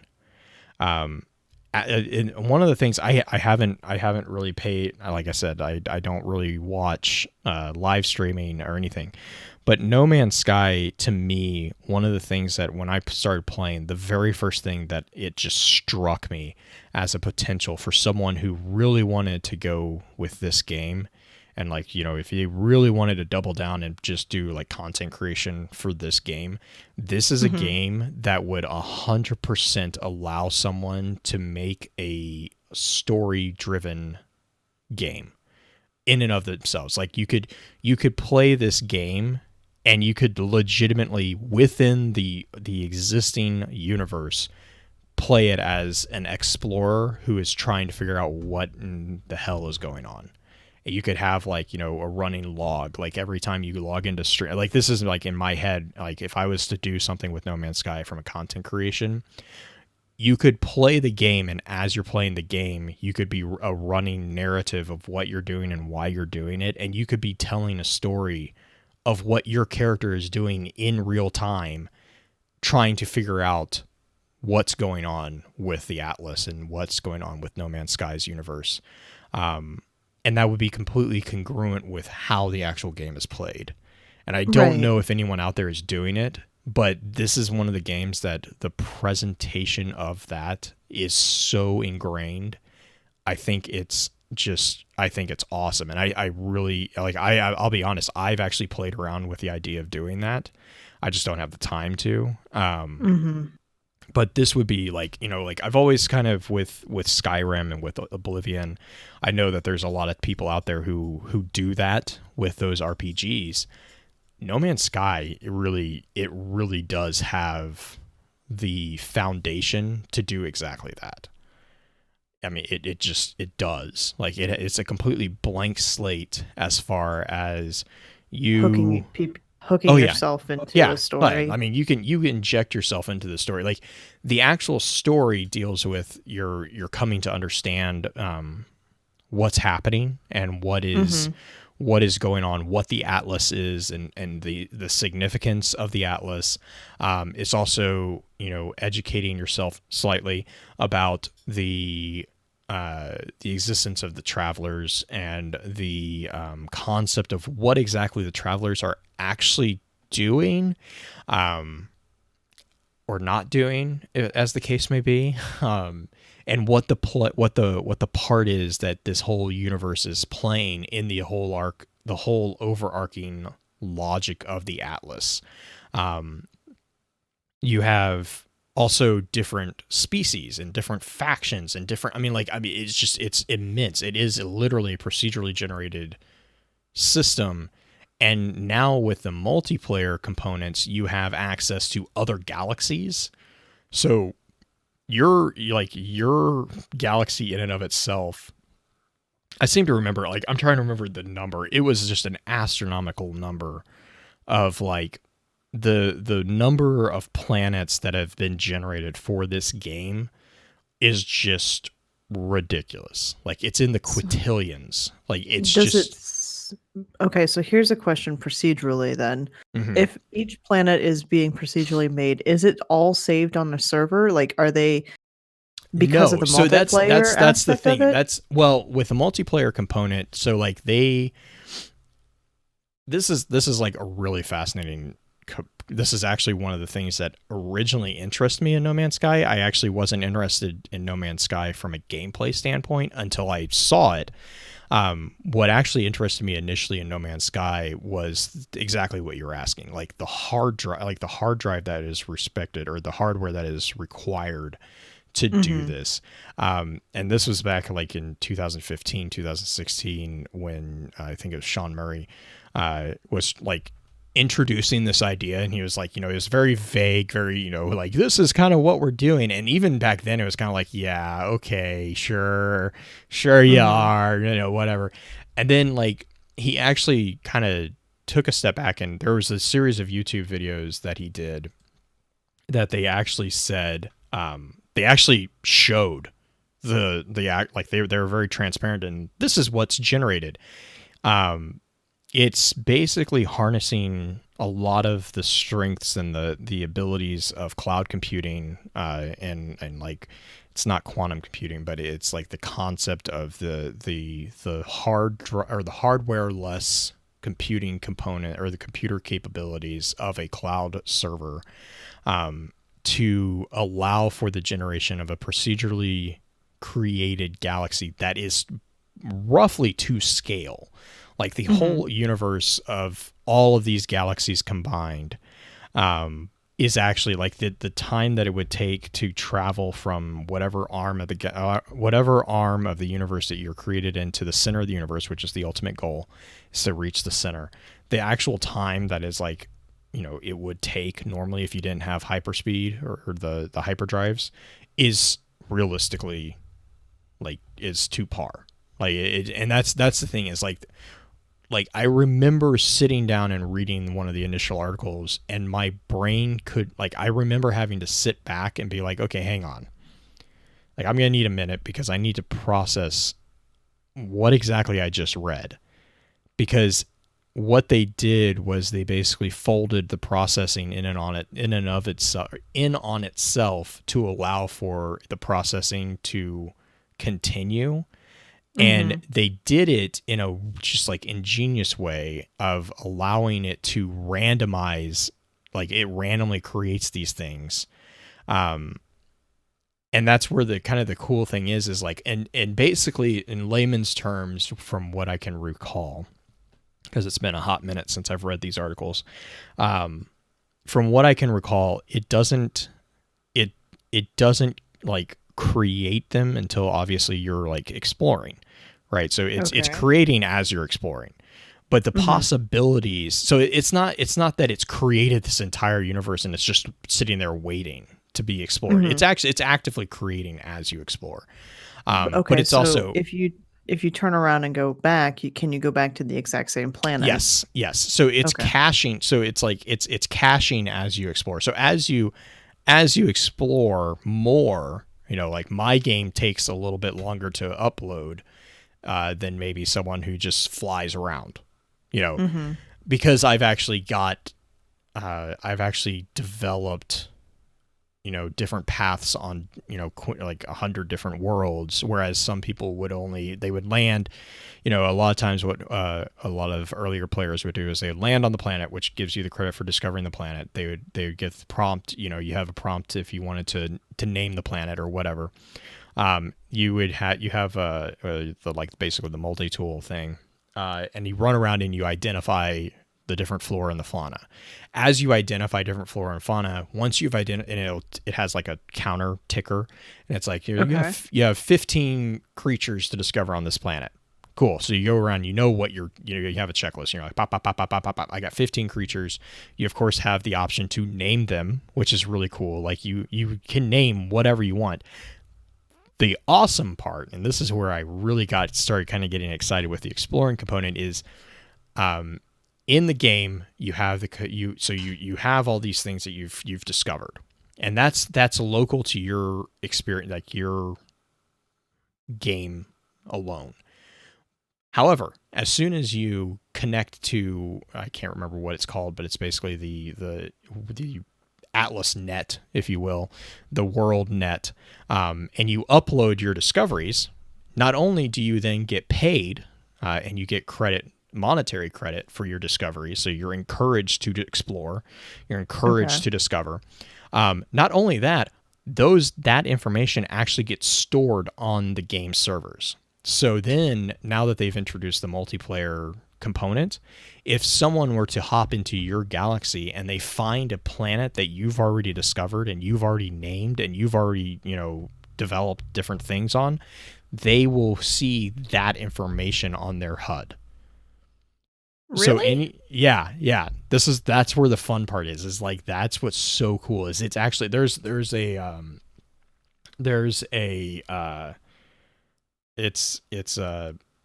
map really of the No Man's Sky universe, and there is, as people get more and more discoveries, it gets uploaded to this map, and so you can see all these different development things as they get built. It's a really cool community project that also showcases all the bases that are being built in different galaxies, because people can, if they have a galaxy, you have what's called glyphs, and the glyphs are how, after you reach the center, it unlocks access to what's called the portal network, which we'll get into in the advanced session. But once you identify your glyph address, that's your home galaxy. And you can register that galaxy on this map. And once you register it on the map, it gets identified as, not necessarily belonging to you, but your information from that galaxy gets uploaded. And so then you can showcase like bases that you've built on it, and you can do all sorts of really cool stuff. And it's like, again, it's basically a to scale map of this universe, and it's constantly getting updated. It's really cool to see the development of different components and different like character bases. And again, now with multiplayer being introduced, you have this even more diverse path option of people who are much more heavily involved in like the trading component, like because you can trade with other players on top of the NPCs that you already could, there was already logic there, because you could trade materials, you could trade ships, you could trade different tasks and quests and stuff like that. Would depend on your faction loyalty of whatever. But now, like there was a component behind the marketplace logic that you could actually ebb and flow based off supply and demand with the NPCs. So like if my RNG carried over into No Man's Sky, which Potato came into my galaxy and realized. Oh no. And well, it was so funny because like I'll talk to people and they're like, oh, I can't find this one thing. I'm like, I have an entire planet made out of it. Like, you can just come into here's the galaxy address, and like Potato, I remember it was one of the times that we literally spent 2 hours just harvesting plutonium. No, it wasn't plutonium. It was something that we needed for hyperdrives. To create hyperdrive fuel, and it was something that he couldn't find in his home galaxy, so he poured it over into mine, and we literally spent just hours just flying around, because I have asteroid fields everywhere in my system, and these asteroid fields are just like, it's basically solid gold, silver, and I want to say it's plutonium, but I don't know if that's the correct term. Like I said, it's been a little while since I've played it. But yeah, it was like, I mean, like we literally just flew around, and like after 2 hours, he was like, I can't carry anything more, but this is all I need. So like, I mean, but that's the other cool thing is like, so in my instance, when I go to the marketplace, the internet marketplace, basically, my merchants, my NPC merchants they have different prices for the components than if I went into like pins, or it would be like potatoes. Like their marketplaces are going to be a little bit different because their supply and demand is obviously vastly different. And so the game is like, it's just like, oh, it's just so cool. Self-sustaining marketplace. Yes. Or like and then, self-maintaining market. And it's constantly ebbing and flowing. And then on top of that, they've added players into it. So now you can actually have a marketplace that the players themselves are investing in, and kind of in like influencing as well. So it's really kind of that component has really taken off from what I've seen. With the opening of the gates between the instances and allowing people to actually, you know, trade and play with each other, which it was also really cool. Like I remember I was in the middle of getting my butt handed to me by a dogfight because there were pirates. There's NPC pirates. And I'm like I said, I focus on exploring, and I basically have cargo ships, so that's what I kind of run. And I was like, I can't get away from you, leave me alone. And all of a sudden, Potato jumped into my galaxy, and he actually took out the ship that was attacking me. And I didn't know that he was jumping in, so I was like, okay, that's a weird NPC person that's kind of saving helpful. you. And then Potato's like, "Oh, hey, what's up? We're gonna go land on this plane." I was like, "What?" I was like, and it's just that, you know, growing up for me, that seamless transition into multiplayer is just, No Man's Sky really did a good job with that component, because I can be playing the game, and if I have my game, like, you can obviously set it to, you know, open or close or whatever, just like Minecraft, you can do that. But if I have it set to just friends or whatever, they can jump into my galaxy and it doesn't stutter step my gameplay. Like, that's interesting. Like we actually did that. I was one of the other sessions I was playing, I think Pens might have done it. I don't know if Pens ever jumped in with us. I can't remember. I know we've talked about it. But like, I was in one galaxy, like, so you have different solar systems within your galaxy, and I was in one solar system. The solar system I was in didn't have a portal active because I hadn't found it yet. And the other solar system where my main portal was active was like on the opposite side of the galaxy. So when Potato jumped in, he was in that system, which was, you know, completely on the opposite side from where I was. But he's in my instance playing on one of the planets that, you know, I had discovered way back when. And as I'm playing on another system, like we're chatting, and I'm like, yeah, I'm like, are you in here? And he's like, yeah, I can, you know, and like, that was, we were basically playing two separate games, but we were playing in the same instance, which to me is just like, I just find that amazingly cool. And again, you know, I will be transparent. No Man's Sky is 100% an acquired taste. Like, I'm not saying this game is for everyone, because it is most definitely not. But as the developer Hello Games kind of comes out with more and more of these things, they are really focusing on building up those ecosystems. And they've always said, like, there's like these 4 core pillars, which is explore, fight, trade, and survive. So like, and the trading and the fighting have been the most recent ones. Exploring and survival, that was more of like, in my experience, was the next update, or the 1.5 update. And I think the 2.15, which was the one that was 2 days ago, is exploring. Is another, they're doubling down on the end game after you've reached the center for the first time.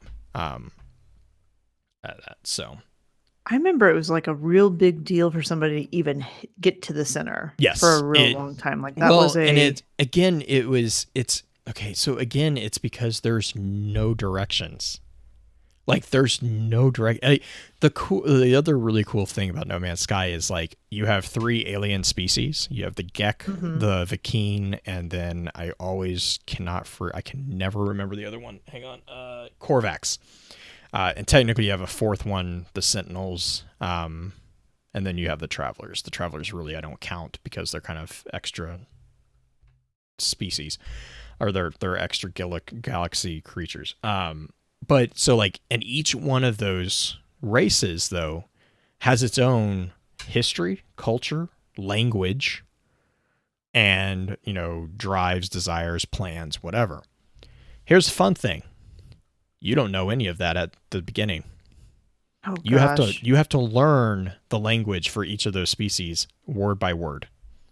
You do that. Oh no, and see, like, to me, it's so cool because Okay. it's so, like that component is so realistic. It is such an Right. interesting thing because you're dealing with them. Like you'll go to a trade post and like, there's a Vakeen trader who has something you need. You have to have unlocked a number of like the language. You have a language barrier. It's a literal language barrier that you have to overcome with these Right. creatures. And you can barter, you can bribe, and if you bribe with the wrong thing, it actually hurts your relationship with them. So you have to Okay. understand like a Vakeen won't want this component, but a Gek would love that. And like you can really piss off a Gek if you give them this, but if you give a Vakeen the same item, they really respect you. It sounds slightly like Mass Effect in some respects. Yeah, In the I never played Mass Effect, so I don't really know. like just the ability to alter like the Yeah, amount of the relation, yeah, the that social and the relationship. social constructs aspects of it. And So you yeah, have to learn the chat different stalking. social. There are well, and see that's the other fun thing is like even within the species, different creatures have different attitudes. Okay. So like one Vakeen could be a criminal. He doesn't have a problem bribing, but the other one is a military officer. If you try to bribe him, you might actually get put on a wanted list.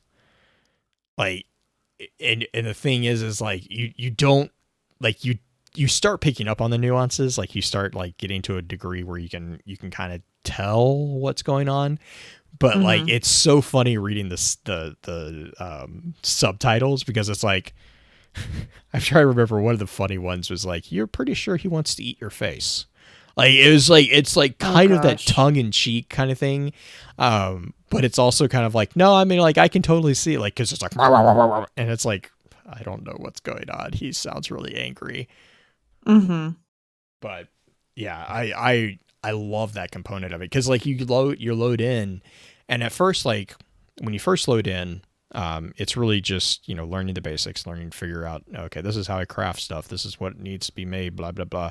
You can do like experimenting of different like materials and components, you can build different stuff, and then you find your way to a trade. You finally find your way to a trade post, whatever. And you might have discovered at that point there's these things like there's like basically monolith stones that Mhm. if you encounter them and you activate them, they're Atlas stones. You you activate them and they're like they teach you the word for blood in Vakeen. And you're like, what the? Okay, cool. Why That's do they know it? yeah. Well, and that gets explained too in the later thing, but like they're like, what? Okay. But there's no explanation of like why it teaches you this word. Like, and it's a completely random word. Like I've had adjectives and I've had proper nouns. I'm like, there's no rhyme or reason I've found to the words that gets thing. But, but like, so like as you're doing this, you're like, okay, whatever. You get to your first trading post and it's like usually, and it depends again on what type of galaxy you've been generated into. But like it's Mhm. usually going to be either Vakeen or Gek, I think, are the two that I've noticed predominantly. But you walk up to your first like aliens thing and it's just like gibberish, except for the one word that you found out. And you're like, what? Oh no. It's just oh my gosh, it's so fun. Like I just remember my like when it first happened, I was like, oh no. Oh god. But I mean, but again, that's what I love is like the games that just make it easy to just like slide into the immersion of it. And then they came out with like the VR stuff, so it plays apparently really nice on the VR headsets. Which again, it's already like super immersive in my opinion. So I'm like, oh god, that just does not need to Mhm. that I don't need help with immersing myself. So if I put it on a VR headset, I'd be like, all right, well, see you guys in 3 years. I'm not going anywhere. Oh gosh. How many hours would you say you've put into this game already? Not as many as you would expect. Mostly because I started playing No Man's Sky right as my schedule started dwindling on free time. Um, and it was contending with Destiny So like Destiny, I've put more emphasis on trying to stay up to speed on Destiny events. But I would say like 40 to 60 hours. Okay. It's not like to me like my game habits, that's really small. Because again, as a person who plays solo RPGs, you're talking to someone who dumped 3,000 hours into Fallout 3. You know, I think my Elder Scrolls hours total is like 8,000. Like when I get immersed in a game, I get immersed in a game. So like it's not like, to me it's worth. I think I got it pretty cheap. I got my copy of No Man's Sky for like $20, $30. Right. From a cost analysis standpoint, I was like, that's a done. Like as soon as we crossed the 10-hour mark, we're good. But yeah, no, it's I have not played it as much as I probably would like to. Again, just simply because schedule. I know myself well enough that if I turned on No Man's Sky, I wouldn't turn it off for like 8 hours, and I have to do this thing called sleep. And so it's similar for like when people are like, why haven't you started playing World of Warcraft? It's like, because I would get killed. Like I would get killed by so many people in reality, because that's my personality. I get sucked into stuff. But yeah, I know, like, and again, it's one of those things where it's like, it's a game that it's nice though, because I can turn on my instance of No Man's Sky and pick up right where I left off, even though I haven't played it in months because of my personal schedule. You know, it's easy to step into and step out of. Whereas some games you're like, oh geez, now I have to wait for, you know, I have to understand these new updates, blah, blah. Some of the updates, it is that way. Like when they introduced the underwater exploration, I remember I was like, oh, this is new. Like, cause I was like, I don't remember what I was doing. I was running from something and I was like, I'm going to jump in the lake, cause that seems like a good idea. And I jump in the body of water and I was like, oh, there are creatures in this now. That's unfortunate. It's like, I was not expecting this. Did you get like eaten or something? No, I didn't. Not right away, but I was like, I remember I jumped in and I was like, I'm going to get away from you. I can't remember what it was chasing me or what, but I was like, you can't get me in the water. And I jumped in the water and I turned around and there was like a giant, like weird, wonky squid looking thing. And I'm like, huh.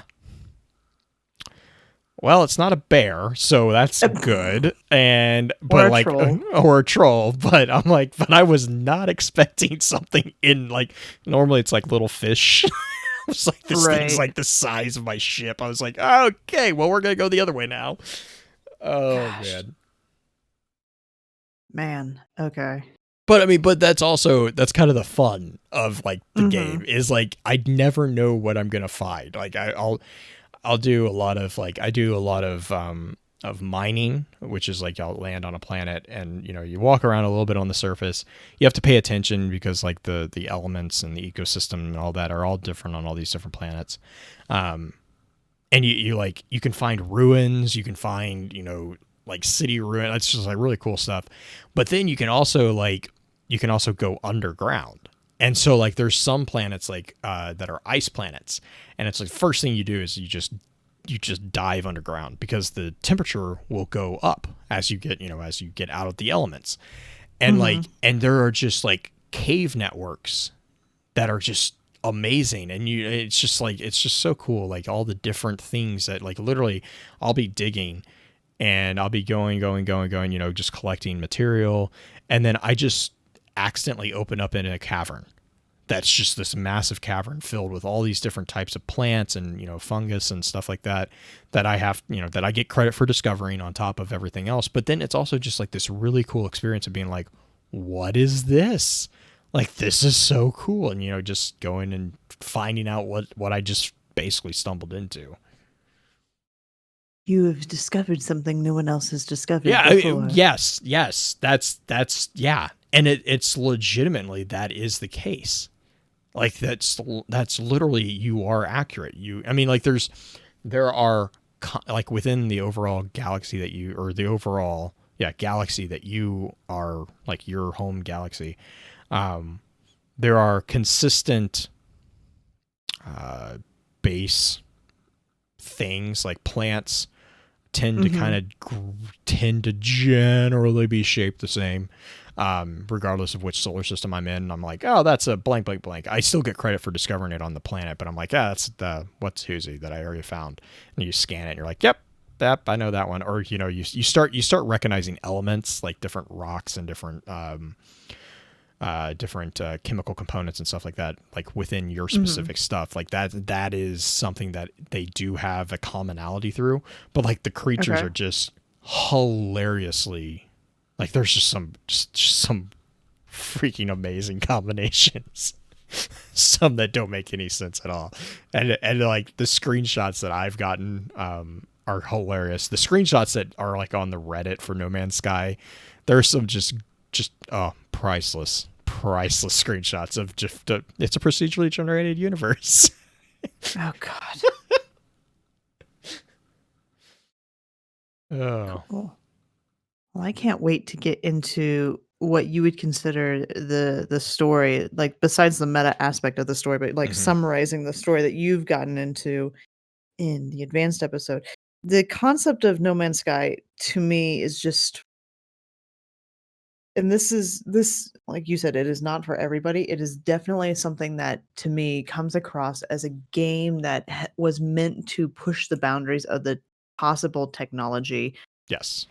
that is available. And that was actually what got me interested originally in No Man's Sky, was like when I think, I want to say it's Sean Murray, or Hello Games is basically the developer. It's an English developer, really cool. Like they have a few games under their belt. I really got introduced to them because of No Man's Sky. But like when they first introduced the idea of No Man's Sky back in, like, I think it was like 2015 that I learned about it, or early 2016, late 2015. But when I first came across it, I was like, this is crazy. Like, this isn't gonna work. Like, whatever. And then, like I said, I kept my ear open to it, because it was like, it was an interesting concept. It was like, whatever. It's really kind of, if they can pull it off, it's gonna be cool. And like as it got closer and closer to launch, they kind of got more and more serious, and they kind of got more and more transparent about, no, this is actually the game engine that we're doing.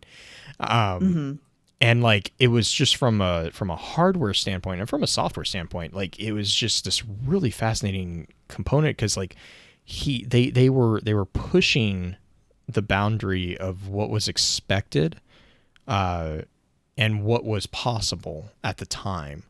And I would argue they still kind of are, because they keep adding different stuff. But it was also, there wasn't a lot of games that at that time that were kind of filling this particular void. Now, sadly, like I said, I was on Xbox, so they originally launched on PlayStation 4, and it was a really contentious thing, because I remember reading it. I remember reading when they launched on PlayStation, and I was like, oh, okay, well, that was another reason that I was kind of lackluster about it. It's like, I'm not going to get my hopes up for a game I'm never going to play. Like, it looks awesome, but if it's a PS exclusive, which it wasn't, then it was like play computer. But I was like, it's not coming to Xbox because, whatever. But then it was like, I think it was like 2017, they made, like, Sean made a comment in an interview. It was a very small comment, but everyone was like, wait, what? Like, it was like this, like, it was just basically a comment like, yeah, when we look at other consoles and blah, blah, blah, or other systems and da, da, da, like, didn't reiterate, didn't focus on it, like, just made it and kept moving. But everyone was like, hang on, does that mean Xbox? Does that mean Xbox is gonna get it? And so that's when I really started being like, wait, what? Like, this means that we might actually get it. And then they came out, like, I think it was a couple months following that. They basically were like, yeah, Xbox is getting it in 2018. We're going to give it to you. which I was just like, yes. And so I got it on pretty close to launch. If not, I don't think I got the day one version, but I got it pretty close to launch in July of 2018. Yes, I did, because that was my birthday gift. That's what it was. I was like, why is that so? But anyways, sorry. But I got it, and I remember pulling it up and being like, this is amazing. Like, this is exactly what I've been looking for a game, just to kind of just play and not have, like, there's no there. If you want to discover the story, you can discover the story. If you don't, if you just want to go mine stuff, you can go mine stuff. Like, there's no pressure at all. It's so amazing. It's like so awesome. It's just, oh man, it was so fun. And then, like, you know, over the past year, as they've rolled out all these different updates and all this stuff, it just to me, it's been really worth it, in my opinion. If you haven't, I mean, I would say, again, you know, kind of trying to wrap up the intro session, if you haven't given it a chance, I would say it's in a really good place in my mind. At least it was when I played it last, and I think I played it a couple months ago. So I haven't had a chance to play post 2.15, which again was 2 days ago. And I know that they fixed a ton of bugs with 2.15, but they're also expanding on the in-game story. Which we'll touch base on that for the advanced session just a little bit. But I would say, you know, if you can get a cheap version, or I don't know if it's in Game Pass for Xbox or not, but I would definitely give it a try, give it a shot. Nice. Well, should we wrap up a bit? Yeah, let's wrap up the intro, because then with the advanced session, we can talk about the actual story. Yay! I am super curious about this, mainly because I can't believe it. And I'm ready for you to be like, nope, this is what it is, and it's just like Destiny 1. It really, like, yeah. I mean, I got like I said, I got the same feeling that I got when I first started playing Destiny. When I first started playing No Man's Sky, it was a very, very similar feel. Like, I was like, there is a lot going on that I have, like, it's like when you're a kid and your parents are talking about stuff and you're in the room and you know it's an important discussion, but you have no idea what's being talked about. Like, you don't know what's going on. You're like, something important's happening. I don't know what the hell's going on, but something important's happening. Yeah, it's like, I don't know what it is. Yeah, that's exactly the feeling that I get when I play No Man's Sky. It's like, there's something going on. I have no idea what's happening, but there's something. Something's happening. There's something there. But yeah, cool. So shout outs real quick though. Green, why don't you shout out to the illustrious, I don't even know how to describe him at this point, the Peter Pan of my heart. Robin Hood. Who makes Robin Hood. Whatever. The man in tights. The ever elusive Justin Sane 0516. The voice of a flower. Voice of a flower, who made a guest appearance on Top 3. You are my heart, sir. Oh. Your turn. Yeah, I mean, obviously, a big shout out to Hello Games for giving us the title that we're talking about tonight. But yeah, just really a big shout out to Justin again for finding some time in his schedule. I know his schedule is it's even worse than mine as far as like availability. So I really appreciate him kind of taking some time and coming and breaking chat with his hilariousness, as he always does. And us. Gosh. It's as much the as number 3 costume was just I'm still stunned that was number 3 and not number 1 for him. You know, yeah. I mean, just yeah. But yeah, so yeah, be sure to listen on Wednesday when that drops. Oh my gosh. Oh my gosh, it was great. But yeah, so with all that being said, we will see you guys later. And until next time, goodbye. All right. Mm-hmm. What's your favorite font? I honestly don't have one. Okay. Not Comic Sans. Yeah, no, I'm not I mean, 12. Well, and it's one of those things where it's like, it's not even that I don't, it's not even like a personal thing with Comic Sans. I just don't like, I'm very like, my personality is very efficient. So I like font that's like uniform. Comic Sans just bugs my OCD tendencies because it's different. Every letter is different. And I'm like, Mm-hmm. pick a size and stick with it. Like, I don't care that you're whatever crayon marker shape, whatever. But like when your capital letters are 2.5 times the size of your normal letters, and it's like not Mhm. consistent, I'm like, my brain can't do that. I've gotten really used to Arial, just Okay. because that's like the default on everything Google. I think Right. with Microsoft Office 10 tends to fall towards, I think it's Calibri. Mm-hmm. Uh, I'm trying to find something that's sans serif of some sort. Right. Arial and Calibri, I think, are sans serif. Yeah, I don't want to If go I with remember those that two. right, because I'm sans trying to serif's be. not with the foot, There we right? go. It's sans the Correct. serif, right? Absolutely. Yeah, it's without I the always little flip them. serif. Mm-hmm. Yeah, I think I found one. I just need to get the sizing right. You can always just use system. Yeah, no. Wingdings. Wingdings is always fun. What are you talking about? I don't know. I'm trying to find what I used last time, but I have no idea what it was. Oh, maybe I do. Open Sans Bold. Oh I yeah. think Oh, that's you're what it talking. was Yeah. last time. Okay. And I'm just trying to get the font to look like I want it to, and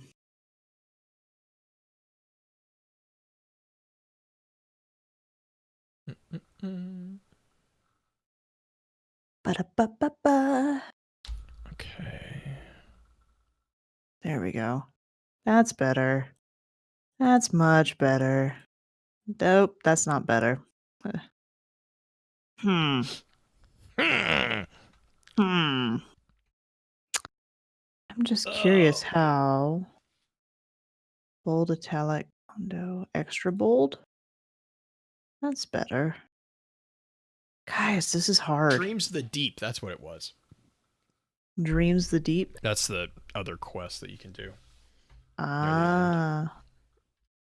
Ugh. All right. Good to go.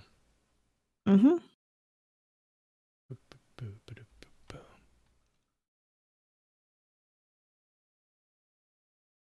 That's all right. Welcome to Focus Fire Chat, recorded live on November 1st, 2019, over on twitch.tv/FocusFireChat, as we continue our discussion over the extra lore topic for October, No Man's Sky. This particular episode will serve as what we have come to call the advanced session of the week's exploration. Congratulations to those who signed up for a deeper dive. Before we go any further, however, let's run through a quick introduction of who we have with us on the show. As always, this is your host, Blue Crew 86. And this is the ever in orbit green-eyed music lover. I'm just sitting in orbit. I'm literally That's just fair. been sitting in orbit for the last That's 50 fair. minutes. That's fair. I've looked at my controller. Like, does that count? She's Does that count she's as- just inflating her time wasted on Destiny stats is all she's doing. Absolutely. I'm going to get the world record for the most time. No, Oh, no, I don't know about that. no. I don't want that. I don't want that title. That seems a little disturbing, even for me. Oh man. Well, I know everyone is actually looking kind of forward into diving into this particular discussion. So let's get right to it. We kind of mentioned in the intro session that this particular session would be kind of a look at the overall story of No Man's Sky. So to break that down, really what happens is, I mean, the story is usually it's broken into what's referred to as paths. And this was really kind of polished in the Atlas Rises update, which is update 1.3. And the paths were formalized at that point into missions, so like basically in parlance of like Destiny, you would have an overarching quest, and each of those quests would have different steps within that overarching quest. So there'd be different achievements within there. The primary path is what's referred to as the Artemis path, and that is comprised of, I believe it is, let me make sure, 9 different steps. The first one, and I'm gonna read just a really basic summary of the different steps, and then I'm gonna come back and I'm gonna kind of summarize the actual story behind them. So the first one is Awakenings, and Awakenings is the game's very first story mission that also acts as an introduction to the game mechanics for new players. So just your basic, look up, look down, look right, look left, that type of stuff. This mission is basically focused around tasking you with finding and repairing what appears to be your starship, and then also the discovery and then prompt to track down a mysterious signal that is emanating throughout the galaxy that you are in. Once you have your starship kind of reconstructed and spaceworthy, that then will seamlessly prompt in, and all these steps will basically, as you finish the requirements for each step, the next one will automatically fire off. So it was another one of those, that formal kind of overt rehaul of how this path kind of prompts the player gently into finding out what's going on. That the next step within the Artemis path is what's called Alone Amidst the Stars, and this is the mission that you are tasked with contacting a figure that goes by the name of Artemis, and your attempt to find your way to them. It is also here that you start kind of figuring a little bit more about, the comings and goings of the different creatures within the galaxy. You have the different species that we kind of mentioned, the Gek, the Vy'keen, the Kovacs, and then also the Sentinels. And they are going to start being a little bit more prominent at this point, because this is also when you start kind of actually delving into different things and trying to connect the dots a little bit. Once you kind of find the source of the original signal that you had gotten in Awakenings, the next step, which is Ghosts in the Machine, takes off. And this task is going to introduce another character to you who goes by the name of Apollo. Apollo contacts you throughout this particular step, and basically you start working with them to find out what happens with Artemis, because and like I said, I'm going to come back and I'm going to summarize this all in kind of a more cohesive story. But basically, something happens to Artemis at the end of Alone Amidst the Stars, and the beginning of Ghosts in the Machines is your character connecting with Apollo to find out what happened. Once you start working with Apollo, the next step that fires off is A Leap in the Dark. And basically this is a continuation of your work with Apollo to find out where you're going to find Artemis. It starts kind of solidifying what's going on. The Sentinels start playing a larger part in the story at this point, and then that leads us to the next step, which is the First Traveler. Now, this is where a very interesting character gets presented. This character is referred to as Null because we don't ever get their name. And basically, the First Traveler is the step where Null is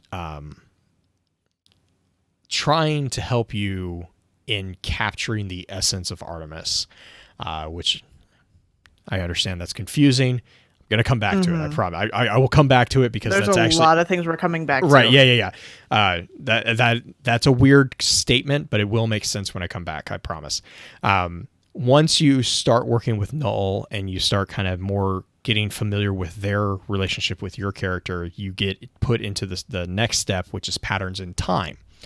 This mission actually, or this step actually, has predominantly 3 major parts, and it's basically your character going to each of the species, the Vakeen, the Korvax, and the Gek, and obtaining information from each of those species about the state of the multiverse that you've discovered.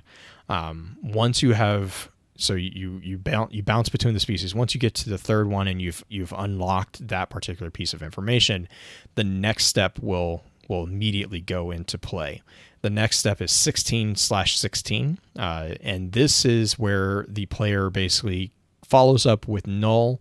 And then also you actually you get to meet the Atlas. You are prompted. You go to the Atlas with a demand, basically. Once you meet the Atlas at the end of 16/16, the Purge is the next step. The Purge is actually technically the last step.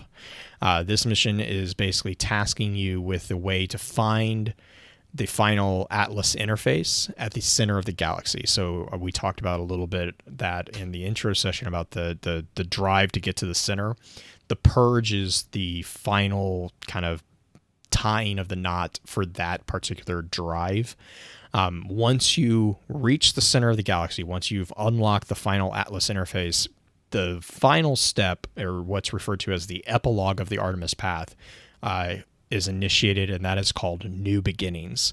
And basically, New Beginnings has two versions, and this is based off the decision that you make during this particular step. You can either choose to reset or refuse. And I'm going to really quick here.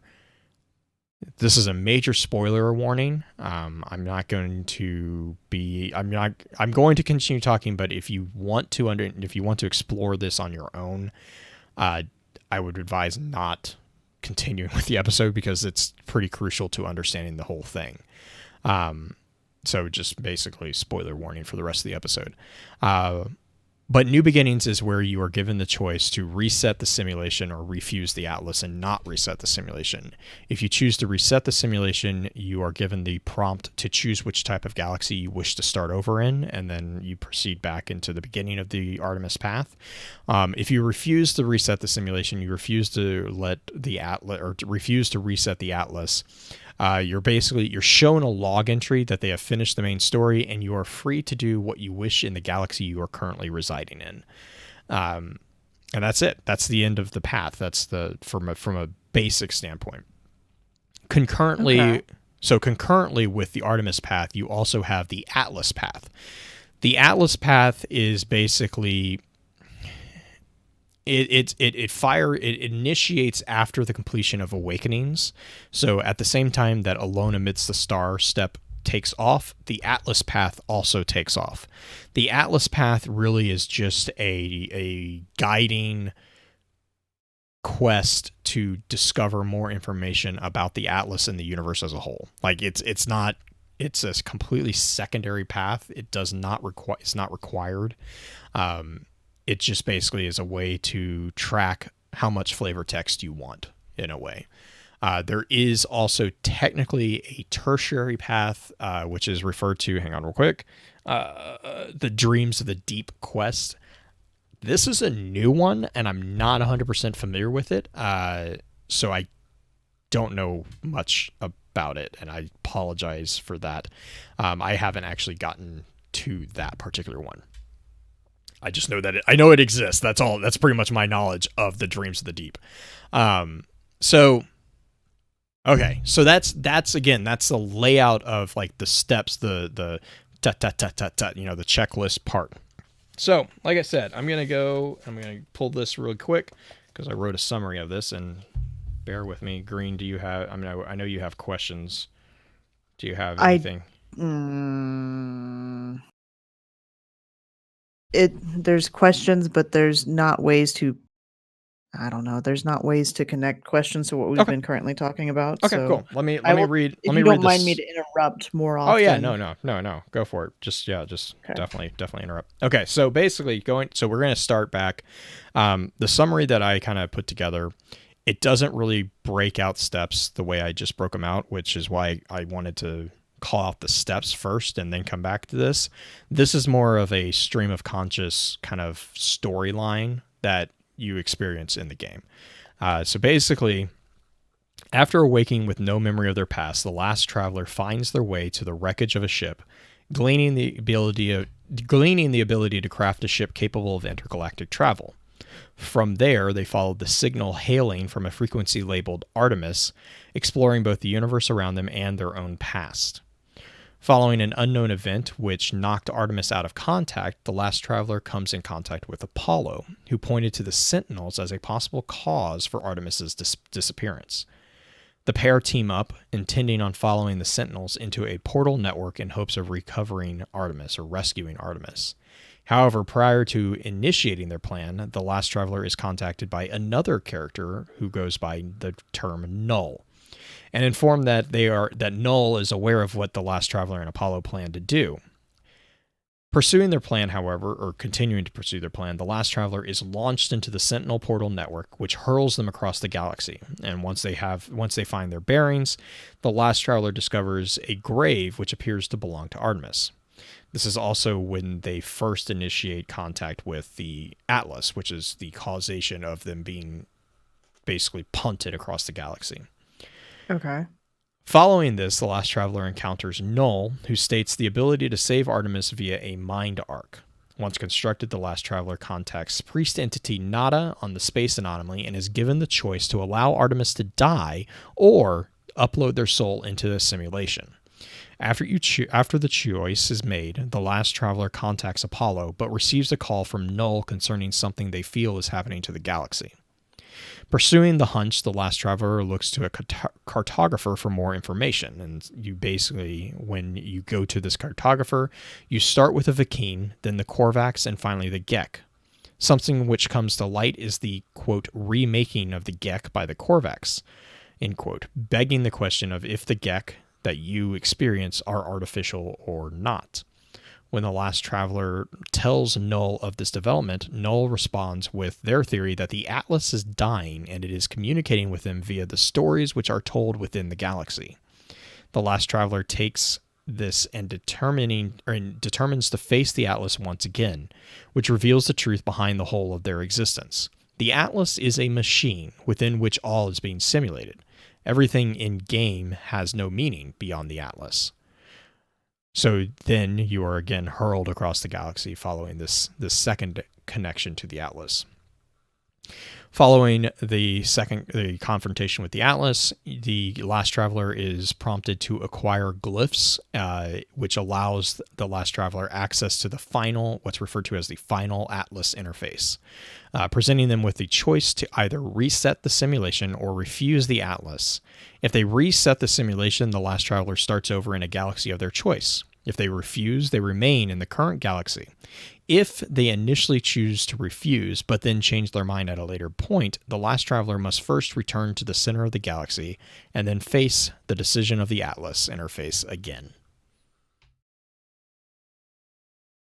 So basically, everything that's happening in the game of No Man's Sky is a massive simulation, which is where It's just the utterly self-aware. There's no... Well, there is, but there's... God, that's kind of a hard thing to get your head around. Yep. But it's also an ingenious way from a game developer standpoint because it's a simulation. It's a simulation. Yeah. Any inconsistencies is a glitch. God. I love it. Like, and the thing about it is, like, normally I find it funny because normally I can't stand it when storytellers use this device, but for some reason the way that they present it in No Man's Sky is just, it's well done. Like, it really is. And like the cool thing again is like all these updates that keep coming out, they're completely contained in the lore. It's the Atlas updating the simulation. Like the introduction of multiplayer. The introduction of multiplayer was a component of the simulation.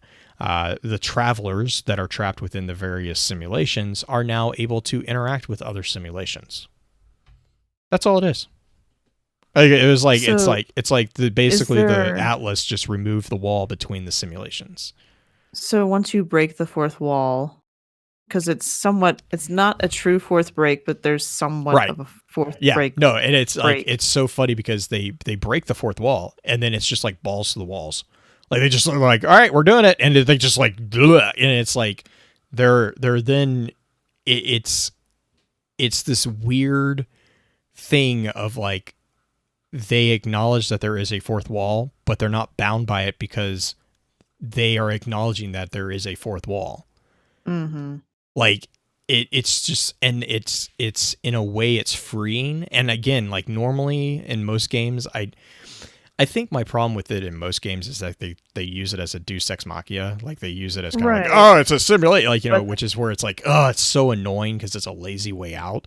But here, right, but the fact that they wrote it in as it's a central concept. Like it's almost the most important component of the whole story is that you are in a simulate. It's basically the Atlas is a computer that was created to generate all these different potentialities and all this stuff. And part of that potentiality, you are existing in one of those potentialities. Like that's the Traveler is a creature or an entity that is a component, a software program that the Atlas uses to explore the different potentialities of the way the universe exists. you're basically the Vex. You get to be the Vex for them. Yes, in Destiny parlance, yes. Without the hive mind component. But the cool thing about the whole thing is that hang on real quick, I'm going to make sure. So like really quick, huge shout out to the No Man's Sky wiki for really making this an easy thing to understand. But so let me pull this up because they had just a really, really good explanation of what exactly the Atlas is like doing. Like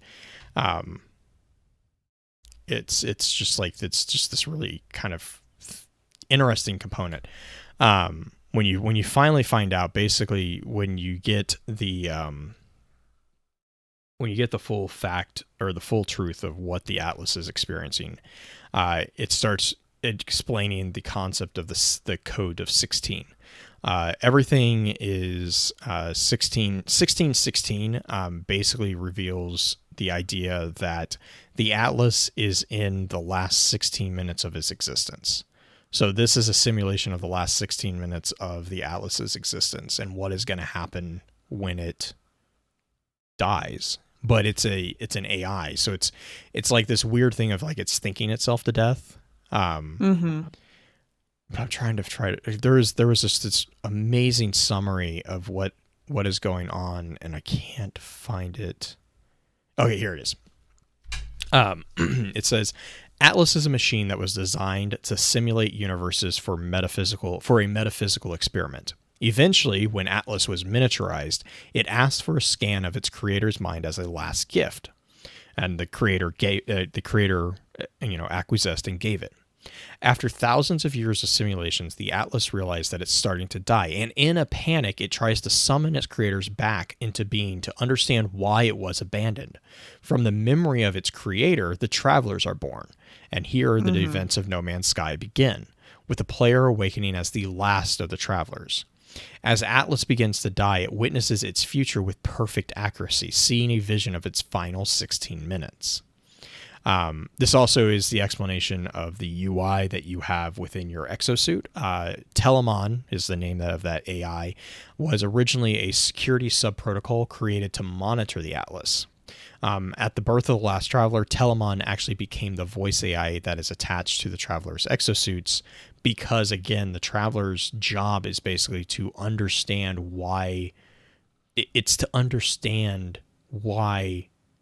the creator abandoned the creation, basically. Okay. And so Telemon is a security subprotocol originally who, through various components, actually gets a little corrupted, which is an interesting sub-story. But they're monitoring the Traveler because, again, Travelers are software programs. They are components of the simulation that it's trying to utilize to understand why it was abandoned.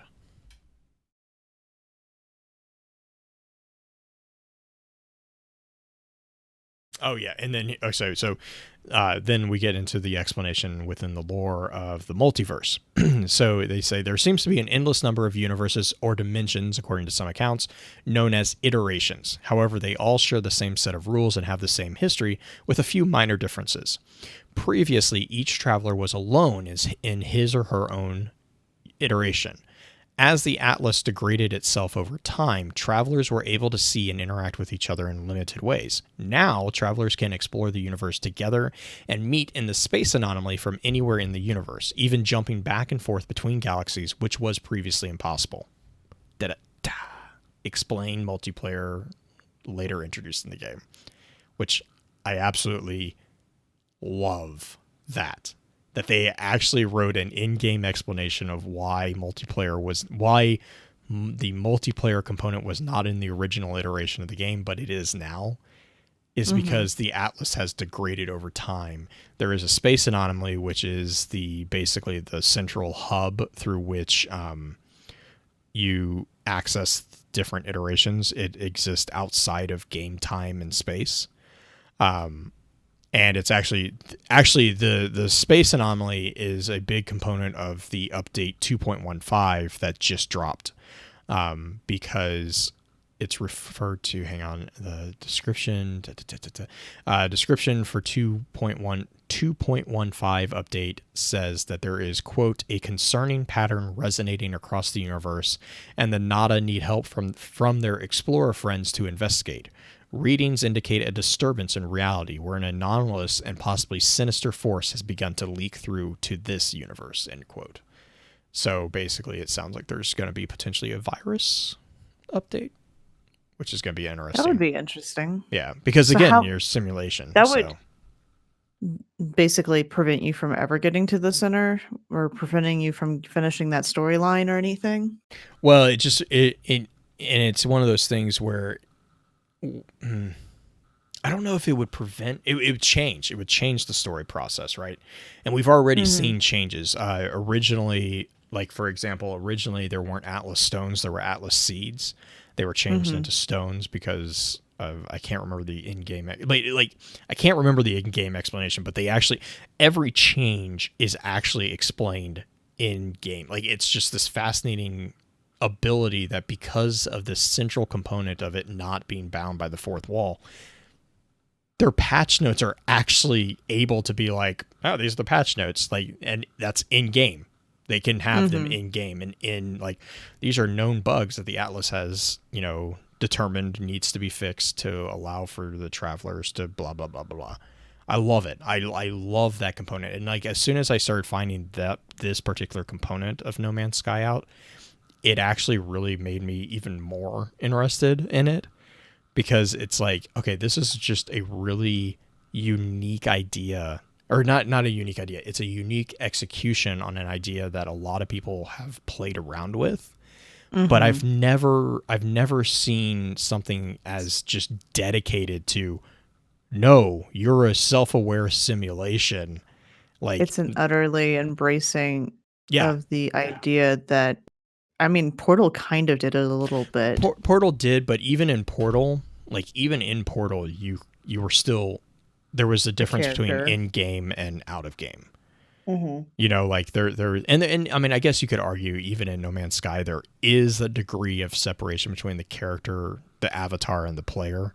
Obviously, there is, which is why I refuse to put out the VR set, because I'm like, that would confuse me so much more, because it's just like another layer removed between the avatar and the player. But like, I find like this concept, this presentation is just really, it's a very, very intriguing, just how completely they've embraced the fact that, yeah, we're a game, and it's a game. Like that's what I love about it. It's like you're playing Deadpool, but not a violent, psychopath. Right. I just, how I don't know. For me, that doesn't hook me. The concept is interesting, but it's not, it's immersive, but also not at the same time, because it's exactly what I want to forget when I'm playing a game, is the fact that I'm playing a game. And I guess, and that's the thing is, like, for the most part, I agree. Like and I agree with you on that component. Mhm. But I think the thing is like it's not. How can I word it? It's not that it's not that it doesn't immerse you, or I hate double negatives. I It's feel like not it's that like it's not immersive, but it's immersive in Mhm. a different way. Like the It's like breaking. Tron versus. Yes. But like even in like so even in Tron, right? Even in Mhm. Tron, the universe that was outside of the universe, it's basically adding another layer, Mhm. right? So now instead of playing, in Destiny, I'm playing in the Destiny universe, as far as we know. I'm playing Right. in the Destiny universe, and then I'm playing, and my avatar is the Guardian. In No Man's Sky, I am playing, but my avatar is another avatar. Like there's still a separation between realities. Like the reality in which the Atlas is dying is not our reality. Like it's never presented as we were the creators of the Atlas. Like humanity was, or at least as far as I know, it's not like 2019 we put together a computer and it's being sunset and that's the Atlas. That's not what's going on. The Atlas was created in this completely different made up world, this fictional universe, to Mhm. do certain experiments from a metaphysical level, and then whatever, for whatever reason, the individuals or the community that created the Atlas abandoned it or left, or it achieved what it was supposed to. I don't think we've found out that, but Right. that, so like there's our reality, and then there's the world in which the Atlas exists. But then the Mhm. world that we're playing in is the world within the Atlas. So it's like this weird, like, layer on It's layer. a Russian Yes, nesting you doll love of. the nesting dolls analogy. It's a great analogy. It's better than the egg, the yolk inside the egg, inside the chicken, inside the turducken, inside Inside the the. I turducken. I mean, I don't know how else to go with that. I mean, what else nest inside something so nicely? That's very true. Now you know what I want for Christmas. Yep. Be careful what you I wish for. actually, yeah, I don't actually have one. You I've don't? seen them. Really? No. Yeah, Oh there's man. one really nice, like there's a shop in Estes Cause Park that has a bunch of them. my They're my so wife nice. my wife has a set of them that is Sailor Moon. Of course she does. So she has, like, I think it's 5 or whatever. I always make fun of her for it because it's, I don't know the characters of them, but apparently like this, like the individuals like nest within a certain order or something. I'm like, all right, whatever. There's a S- ranking for Here's them. yeah, of course there is. Uh-huh. It's not, but it's not the waifu ranking. It's the Y- I don't know. I don't, Depends well, on that's who's fair. the wife Fair. I who. don't know. I don't know. I'm not even gonna comment on this. You know, we should get her on to do a Sailor Moon episode just for fun, just like an Oh my extra. god. Doesn't have to be an extra lore, but She would have. There's a couple people that we could probably do that with. I know. No, that I mean, like, that are around our area. That it would probably be. I would be you in this Yep. situation. I'd be Yep. like, I would be able to talk with Anna about it because I used to watch it quite a bit. I know how to annoy people who watch Sailor Moon. I know enough of the concept to be dangerous and annoying. But Uh-huh. which is Uh-huh. yeah, that's one of my secret talents. Uh-huh.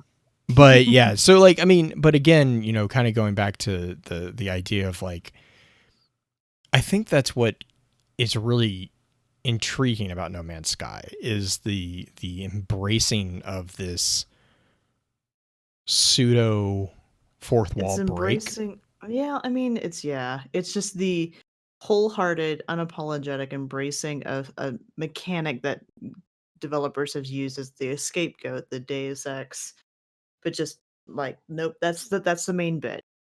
Yeah, That's yeah. what we're It's doing. like no, we're not using it as a crutch. This is actually a central pillar of the story. Like, and Which to is me, that's what I weird. love. I know, but that's what I love about it. Is like I this. Like know. I'm like I feel like I'm like I should not like this as much as I do, but because they're just so unapologetic about it, it's like, okay, you have my interest now. What's going on here? Like Yeah. why? What's going on? Why are we So inside what the Vex happens? simulation? I may have just missed this, but what happens when you finally reach the center?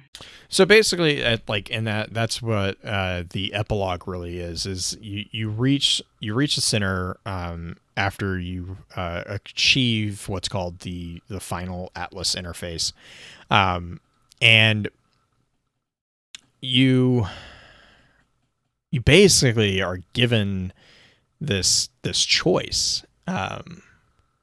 Trying to see if I can find it real quick. Because there's like, I mean, there's a massive history of like the universe as well, Mhm. basically told from within the views of the Korvax, the Gek, and the Vikine. Which is that's the other thing is like when you realize that those are also simulations. Like Wait, all those races are all also of it, simulations? all of it's simulations. Outside, God, that's the thing. That's the thing. That's like it's like once you understand that so everything outside of the galaxy that you are in has no meaning. It is it's all the a concept simulation. of playing God. Yeah. It's the The Atlas is literally the end all be all deity of this multiverse because it's the processing power. It's the hard drive that is processing all these variations of simulations. They're all simulations. It's all a simulation. And so like that's what like and so it's like it's Matrix turned up to 11, but there's no way to unplug. yeah, because with the Matrix, right, you have an external entity being injected into the Matrix. Correct. This is a software program within the Matrix And you are gaining literally a sentient. program. It's You're the what is it? Oh god, great actor. Agent Smith. When he when he gains sentience and he realizes what's going on, as much as I hated the last two movies of the Matrix, that was a very interesting component because technically speaking, he's a piece of software. He doesn't have a physical body to exist outside of the Matrix. right. So what happens when you become a self-aware simulation? And that's kind of where you get the choice. You get the choice to reset, and you basically, you basically when you reset, you get to choose which galaxy, and it's kind of like I'm not really 100% sure how much gets reset to 0, but I know that all of your equipment upgrades get broken. So like you basically get returned, and I kind of get the feeling that when I was reading it, I kind of get the feeling that like it's like you basically being like, oh, this is what's going on. Yeah, I don't want to think about that. Put me back. Okay. And like it's literally a reset. And then but you're a traveler, so you're bound to like this loop of like trying to discover. So every time you discover, you get presented with the option to be like, oh, no, I don't want, like, I want to be aware of this, or I don't want it. Do you want to go down the rabbit? Do you want the red pill or the blue pill? Like that kind of type of choice. Because if you refuse, you don't get sent to a new galaxy. You do get kicked to like the other end of the galaxy, but all your stuff is not broken. Like, so the Atlas has this tendency, like after you interact with the interface, it like punts you across the galaxy randomly. Which is why every time you have an interface, you always get like end up in like some random corner of the galaxy and all your stuff's broken. Well, after the final interface, if you choose to refuse to reset the simulation, it will punch you across the galaxy, but it doesn't reset your equipment. So you get all you maintain your equipment, and you're still in the galaxy that you originally started in. Okay. But like, So yeah, go for it. If you go back a second time, does it do the same thing? Is it literally So basically, just a yeah. So like then the choice is like, so the choice there is like, okay, I refuse the Atlas. I refuse to reset the simulation, and you get sent wherever. You Mhm. have to then you have to reacquire your path to the center, which you have to collect like the glyphs and everything, and basically you have to get back to the center, and then you have to get the requirement is you have to get to the physical center of the galaxy, and then you have to upgrade your hyperdrive to a certain point, and then you have to fill it to like 100%. Like you have to do all these certain like very specific requirements, and then you have to basically do a hyperdrive jump into the literal center, and that Okay. basically it's like basically you're punching a hole into the The reality the of it is. continuum, yeah, of it. I'm trying to think. Yeah, so there's like reoccurring elements. So you know how Destiny has the number 9 and the number 7. Mhm. The number 16 is very important in No Man's Sky. The arguable, so I'm not even sure if I can tell this number. The number of planets in a galaxy is, I don't even, it's a Christ ton of, it's 3, 6, 9, 12, 15, 18, 20 numbers long, but it's equal Okay. to 16 to the 16th power. Okay. No Man's Sky was released in 2016. There are 16 portal glyphs. The AI that dreamed of the No Man's Sky universe in the Waking Titan, which is the ARG that was used to announce No Man's Sky, was called Loop 16.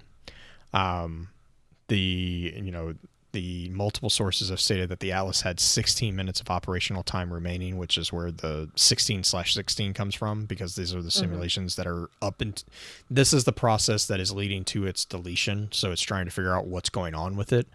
There are 16 tracks on the original soundtrack. Like, I mean, just completely repeated there. I'm trying to see.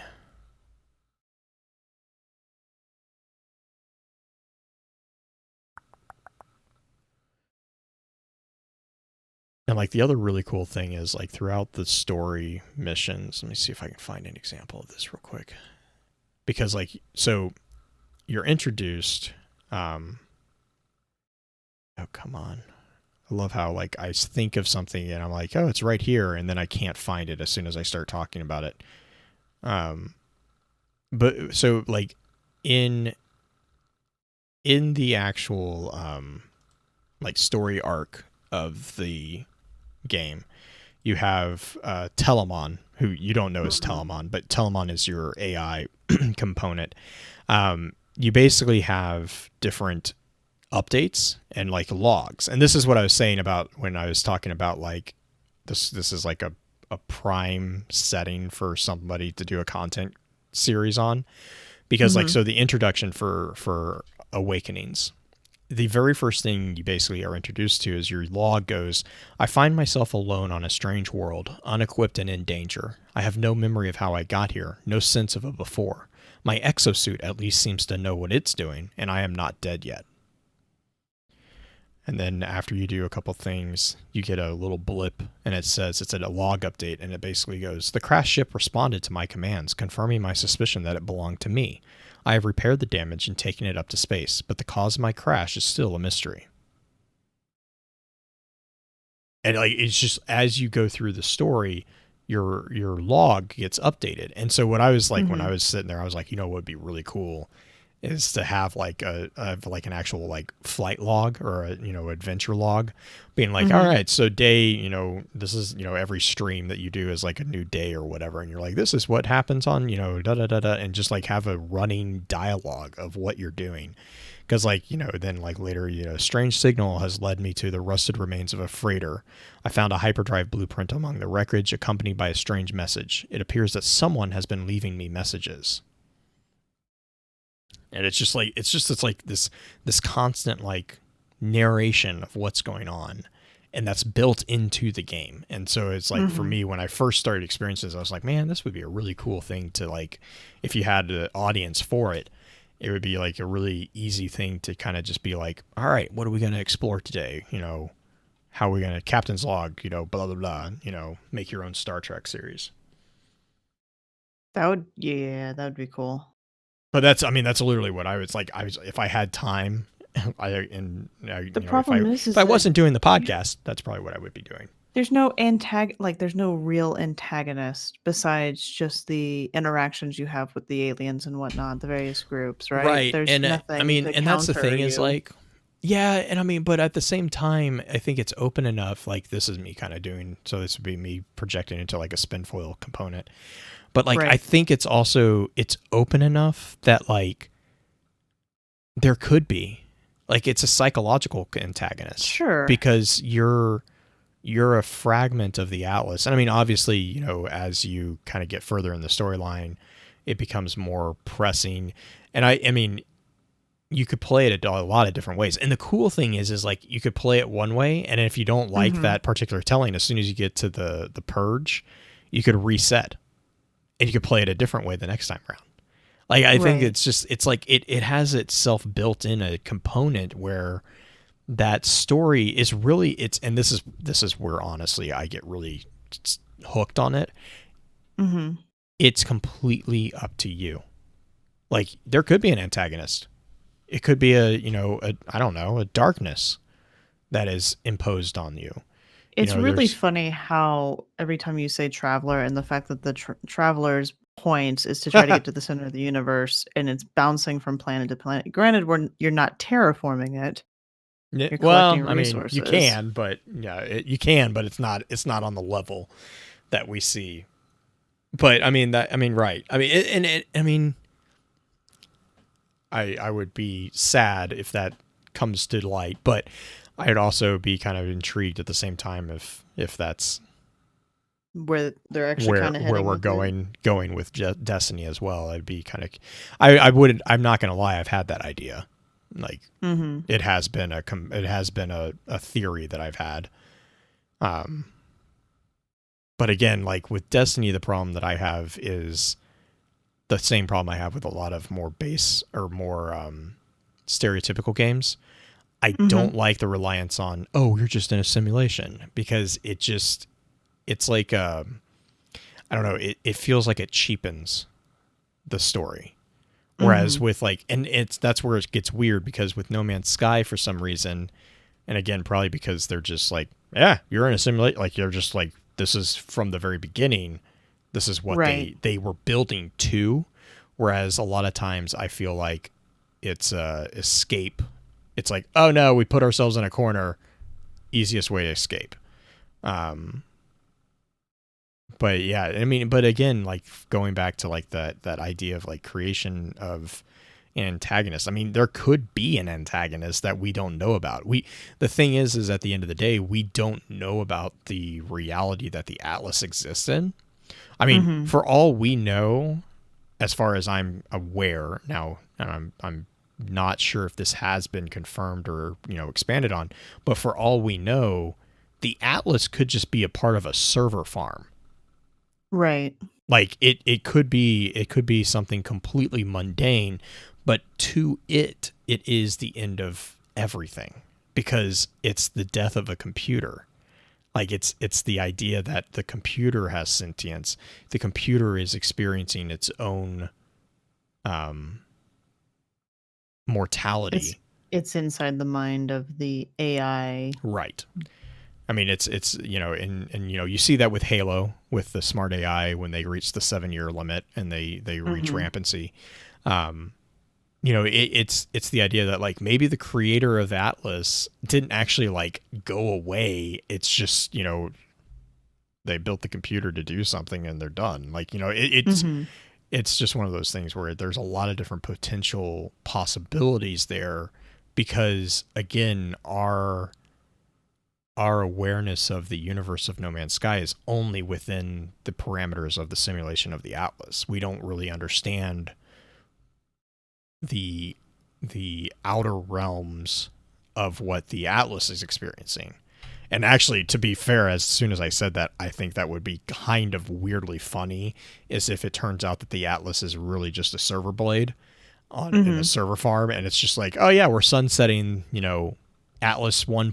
Blah blah blah, and it's like, oh no, I have 16. It's like, it's the 16 minutes is the the 16 minutes it takes the tech to walk down the hallway to pull the blade or something. Like, I think that's like, again, it's just, but it, and it could be, or it could be something like, I mean, it's just like, it's completely open. I think that's really kind of a cool idea. Yeah. There's a lot of opportunities for them to move somewhere with it. I still don't think it's ever going to be a game I'm going to jump into. And I personally. reiterate, it is, I started playing this, and like from the very get-go, it was like, I love this, but I also recognize that not a lot of people are going to. Yep. But I think the thing that, as with most games, I think a lot of the negative press that was happening with No Man's Sky was people had expectations of something that it wasn't. Because I remember, and I mean, and the reason I say that is I remember talking to people at my office about No Man's Sky, and they're like, why, you know, I've heard that this is blah, blah, blah. And I'm like, no, because it's explained, you know, and I made them, I sent them like the articles that the Sean and his team had released that said, you know, this is what it does. And I'm like, but if you read this, they didn't mislead people. It's just it's the internet misinterpreted. It's the internet filling in blanks incorrectly and then running with it, basically. And because like as soon as I gave them that, they're like, oh yeah, that's exactly what that does. I'm like, right. That's so. Just, I mean, just keep expectations. I don't want to say it's not relevant, but keep your expectations pertinent to what's actually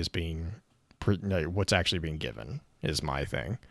Because I mean, like I said, I saw No Man's Sky and I was like immediately, as soon as I saw the gameplay, I was like, what is this amazing thing? But I'm also a huge fan of Minecraft, and actually I can't play Minecraft because of Vertigo, which I need to revisit because apparently their graphic update kind of fixed that problem. Interesting.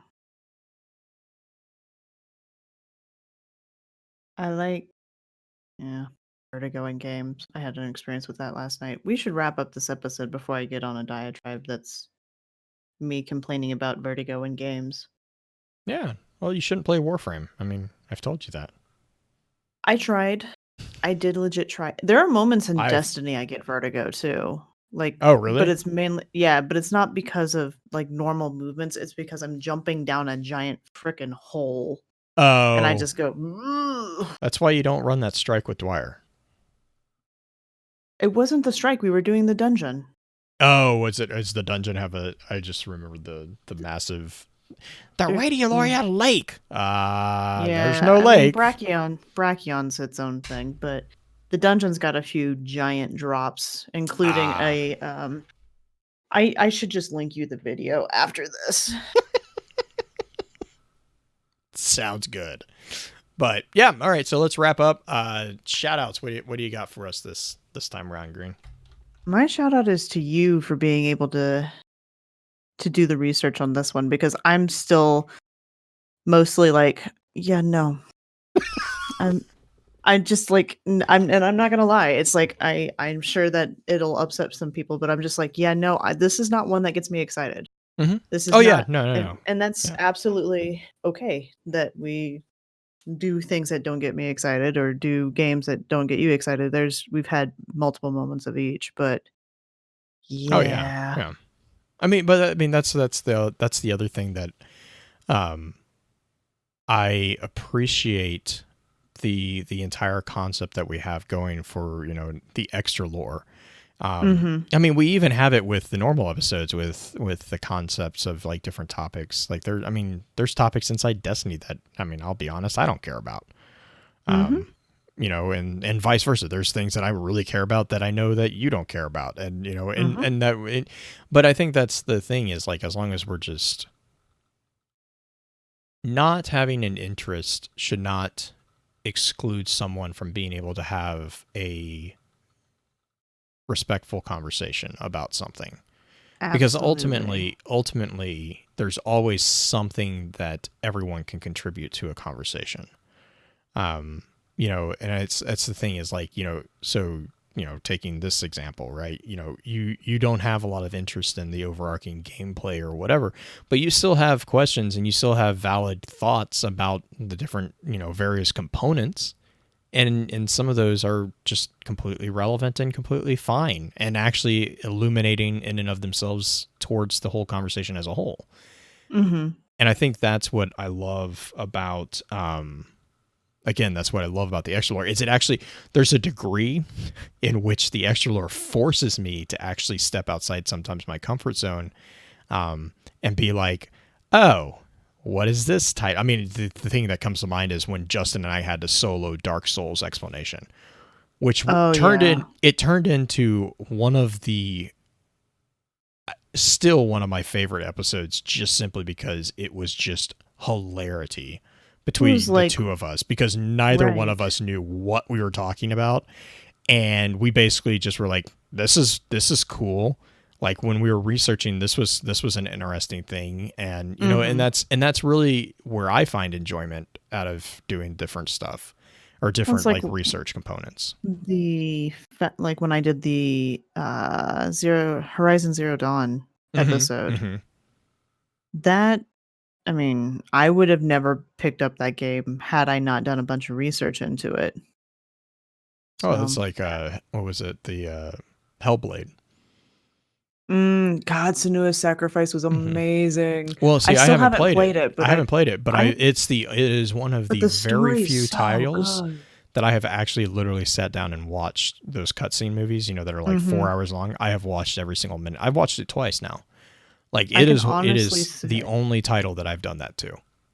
the one oh god, the extra lore that we did on Final Fantasy, not Final Fantasy, what was it? Yeah, it was Final Fantasy with the chocobos, is that what they're called? I watched because a lot of my prep for some of these different episodes, depending on it is looking at what other lore content creators have done. There are 2-hour-long episodes on each.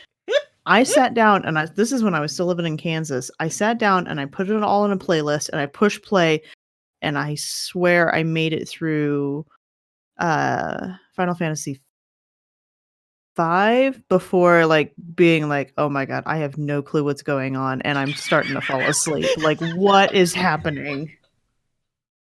I mean, Well, and it doesn't help that Final God. Fantasy as a series is kind of disjointed.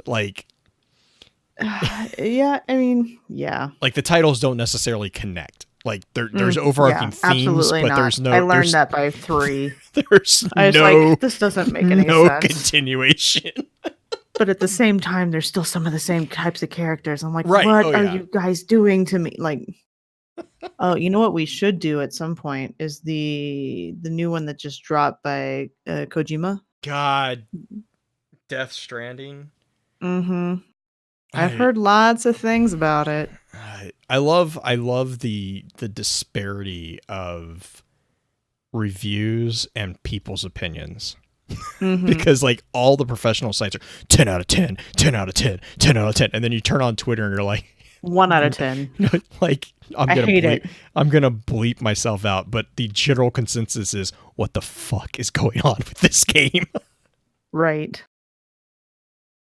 Yeah, Yeah, that's kind of it's why I want to dig into it because there's gotta be granted that it hasn't been out, but no, wait, you a got it. I week? mean, yeah, We've gotta wait some time before I'm we can get the game lore for out it, of it. but yeah, with Kojima games, you gotta give it a while because there's so many layers on that. I mean, Metal Gear Solid, there's still things being uncovered. Yeah, I don't doubt that.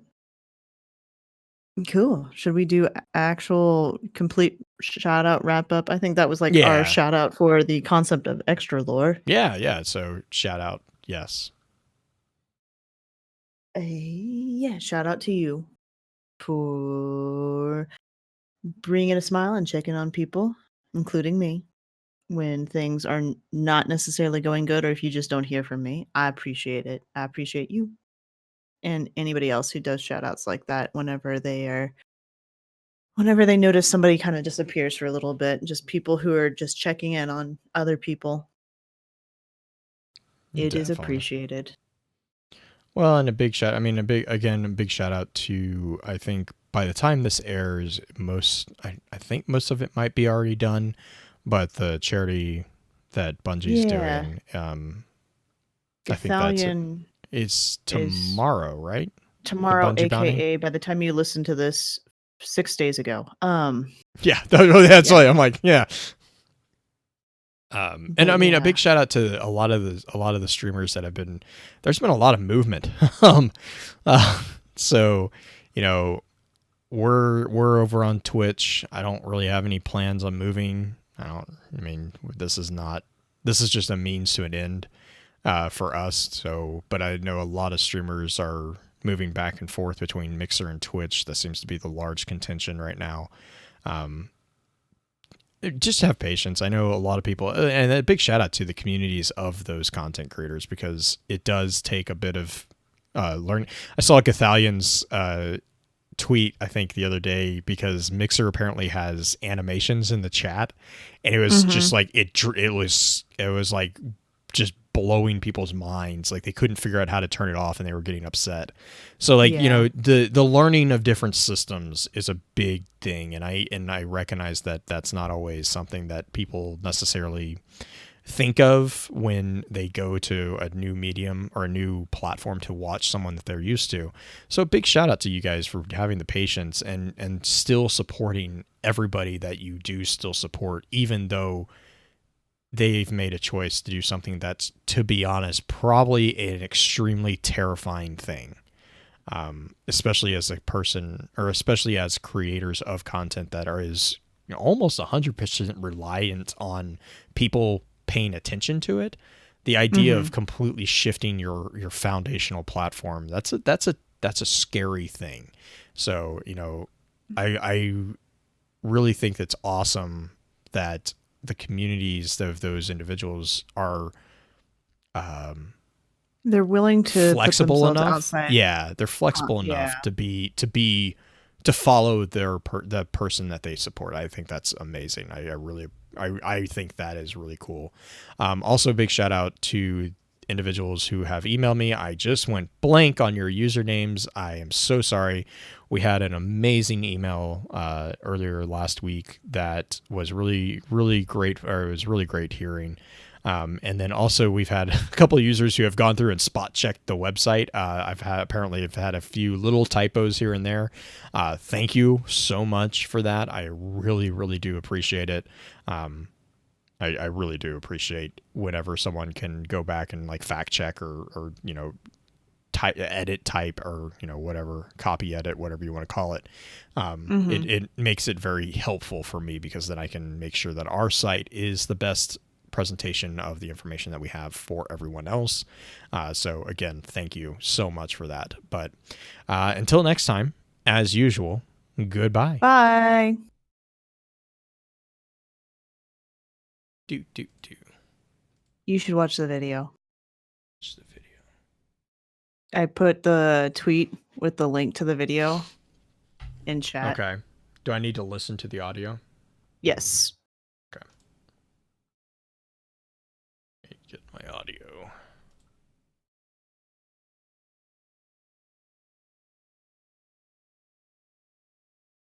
This is in the dungeon. This is kind of like the second stage of the dungeon. Wicked's audio isn't shared, but it's Wicked, Dwyer, and I. God. Night, Wicked. Night, Wicked. Oh shit, I've seen this. Mm-hmm. I saw this from another perspective, though. You saw it from Wicked's perspective. It is the most... Oh no, I didn't see this one. Oh shit, man. Where you see the ogre Are you at gonna the end. nail? Like... Oh! Oh no! Oh my god! That was the meme that they put up there. Uh-huh. Okay, so no, I saw the one where Wicked was standing on the cliff and Dwyer came just like pelting booped him off. and booped him off, and he's like, "Listen, I was doing what was like recon research or something." Mm-hmm. No, yeah, I do remember the meme because I was like, "Haha, that's funny." Oh, that makes it even better. That's why, because that whole area, you have to use these like elevator lift type things, and you have to climb from location to location to kill certain mini bosses in a very particular way. You use the sword, but the sword functions like Black Talon, where it shoots like it's like Raze Lighter. It has a beam or whatever. It has like a little um, projectile attack, and one of them you have to use with the Shriekers. You have to use the blocking effect on the sword to attack the. You deflect the Shriekers' bolts back at it. Another one you have to actually use the throw attack or like the projectile attack, and the last one you have to use just the melee attack. And you have to kill him all three different ways. And then once you get to Zulmek, because Zulmek is the main boss of the dungeon. This is the new dungeon, right? This is the Okay. one that released Tuesday. Okay, so this You is the use one those- that the new lore cards from the Correct. Yeah, that. Yeah. Which Also, still Zulmek's not dead. holy shit. Well, no, well, he is. Yeah, He but is, but he's kind he of was saved. Well, he died. he's like Billy from Hocus Pocus. Kind of. Savathun hid his soul for him because she was the one who orchestrated. And it was not Malkinth who betrayed everybody. No, I haven't read that card yet. Oh my god, it's so good. It's so good. So it explains. So I remember the only reason that like I was like sending you a message of like, oh shit, because literally I was listening to the advanced episode where I was like basically like, I hope we get more cards that explain what happened. As I'm reading the card that explains what happened, I'm like, oh yes. But so it explains where the wound that Malkinth shows up with, where it comes from.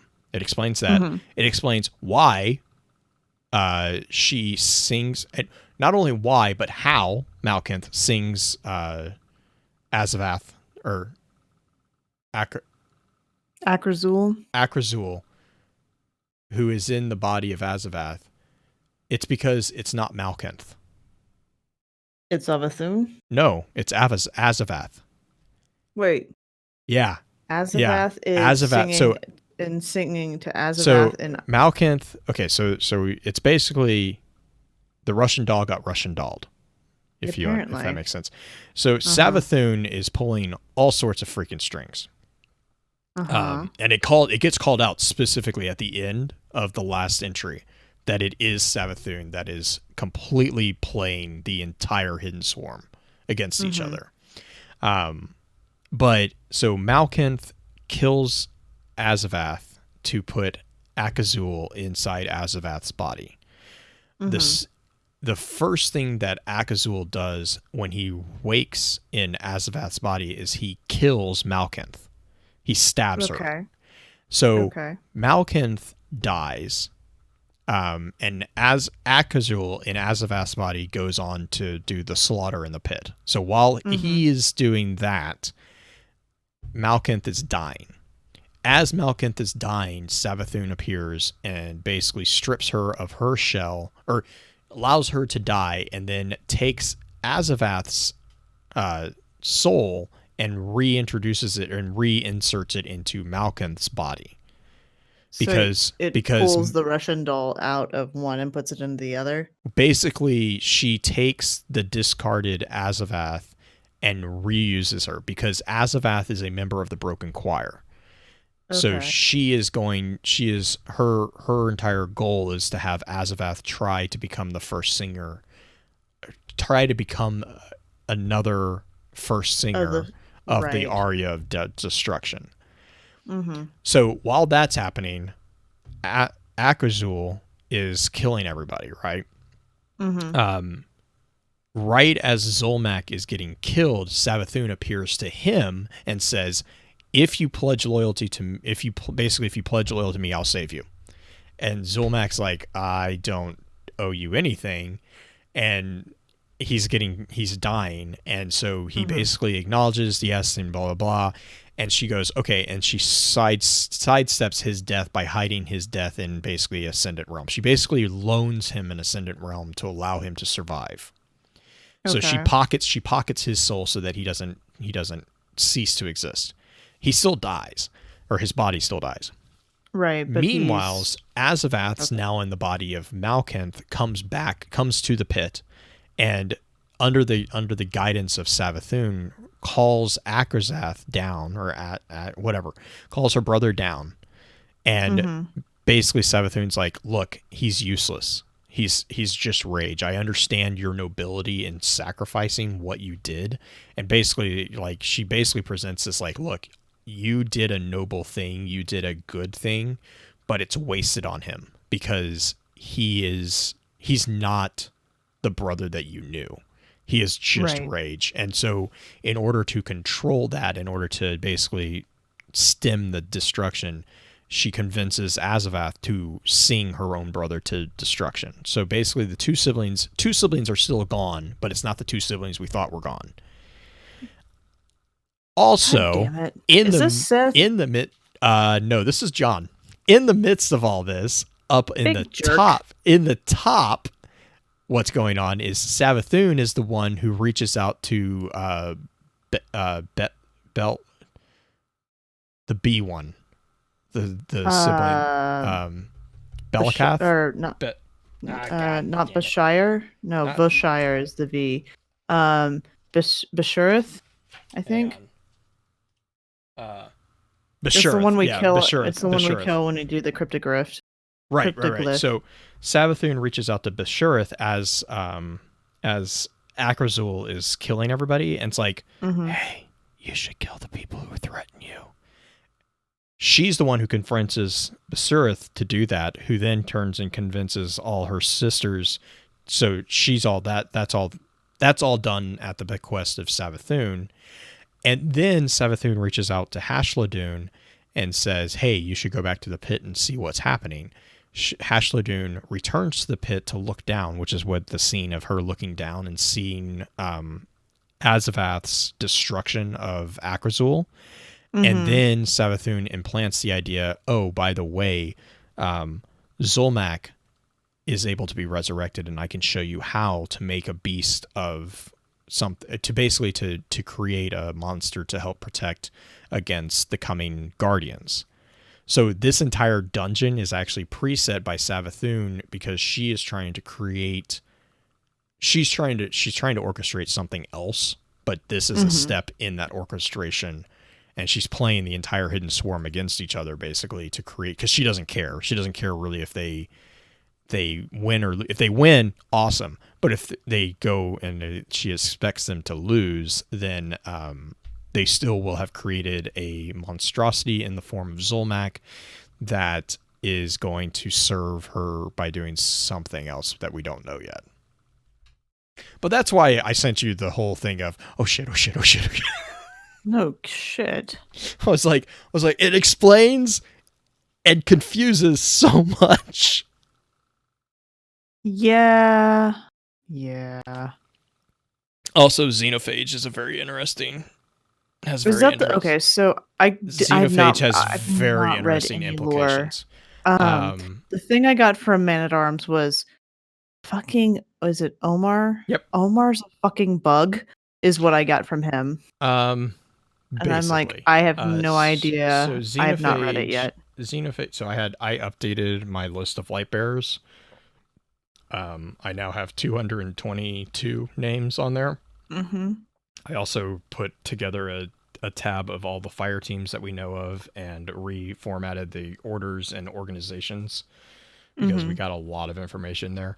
Omar gets called out. And so the implications here are actually kind of interesting because Xenophage is where Omar is called out as having been resurrected for a third time. Right. Hang on, let me pull it up real quick. It says, there was only darkness until there was light, again, a third time. I knew it. Knew I'd be back one day. Only this time I was something else, something not human. Confirmation that Omar was a human, so that's cool. Not by choice, of course. Those damn hive. They weren't just trying to kill me. They were using me to get to my light, to drain it from my soul for their sick experiments. But the idiots screwed up.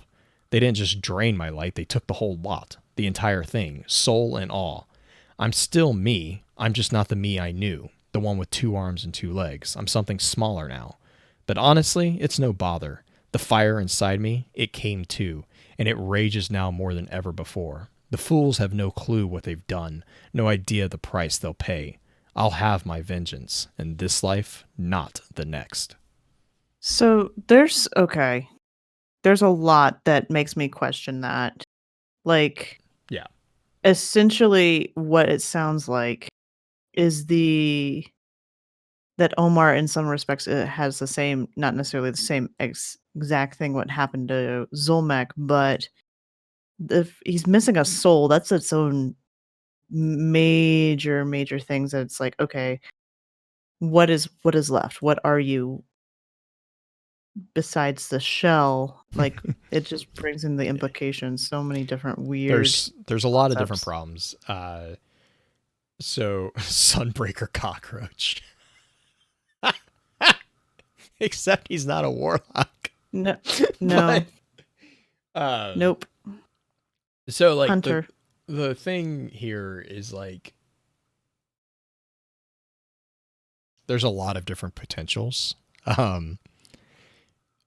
Because again, you know, the hive, this is not the first time we've seen the hive make something sentient into a weapon. Mm-hmm. The question is begged though, does that thing that becomes a weapon still constitute the entity that it was before it became a weapon? You know, existentially, what are you if you don't have your soul? Right. If you are saying that you are the digitized self, I mean, it's basically, are you an exo? I mean, because the exos seem to have a degree of a soul still.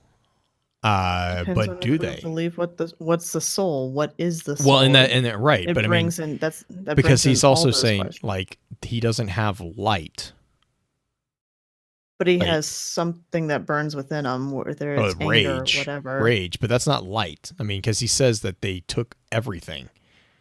Like, that's the other thing is like, you know, again, it begs the question, okay, so, or here's the other thing that keeps popping in my brain is, how do we know this is actually Omar? Right. How do we know this isn't just an echo that is being fed, you know, to us? I don't know the format to get Xenophage, so I can't speak to that just yet. I haven't looked up the transcript for it. I don't know, there might be some clues hidden there with it. But that was honestly, when as soon as I read that, that's what stood out to me is like, this isn't Omar. This is an echo that's been put into like a Darcy. It's been, you know, it's a super good advice basically. It's an AI that's been cloned off the sense of self. That was my initial reaction, was like, I was like, I'm expecting that. I mean, I made a note in the Lightbearer thing that it's like, okay, but yeah. We also found out more information about the Sunbreakers, which was fun. I haven't gone through the new items just yet, but from the entries, I think it's Aud, the second Imperial Magistrate. I have the distinct feeling that she is not dead, actually. But we also found out that she is blind, which is very interesting. Yeah, it was very interesting. She's also, I love the conversation that she has with, it's Oros? Oros? The originator of Sunbreakers or whatever? Well, no. So Uros is the third Imperial Magistrate. Aud is the second Imperial Magistrate. I don't think we found out who the first Magistrate is. Not yet, at least. But Aud basically groomed Uros into becoming the third magistrate, and it was because Oros found the forge, but it wasn't lit. So I get the feeling that Oros actually rekindled the forge, and that's how she became the magistrate. Okay. Which is, it's just like, so we basically get another like snippet of that story, which is really interesting because with the conversation that we got was another one before Oros took I think it's Ashen Wake. No, not Ashen Wake. Phoenix Cradle. Phoenix Cradle. It's a conversation that is following Oros's rediscovery of the forge.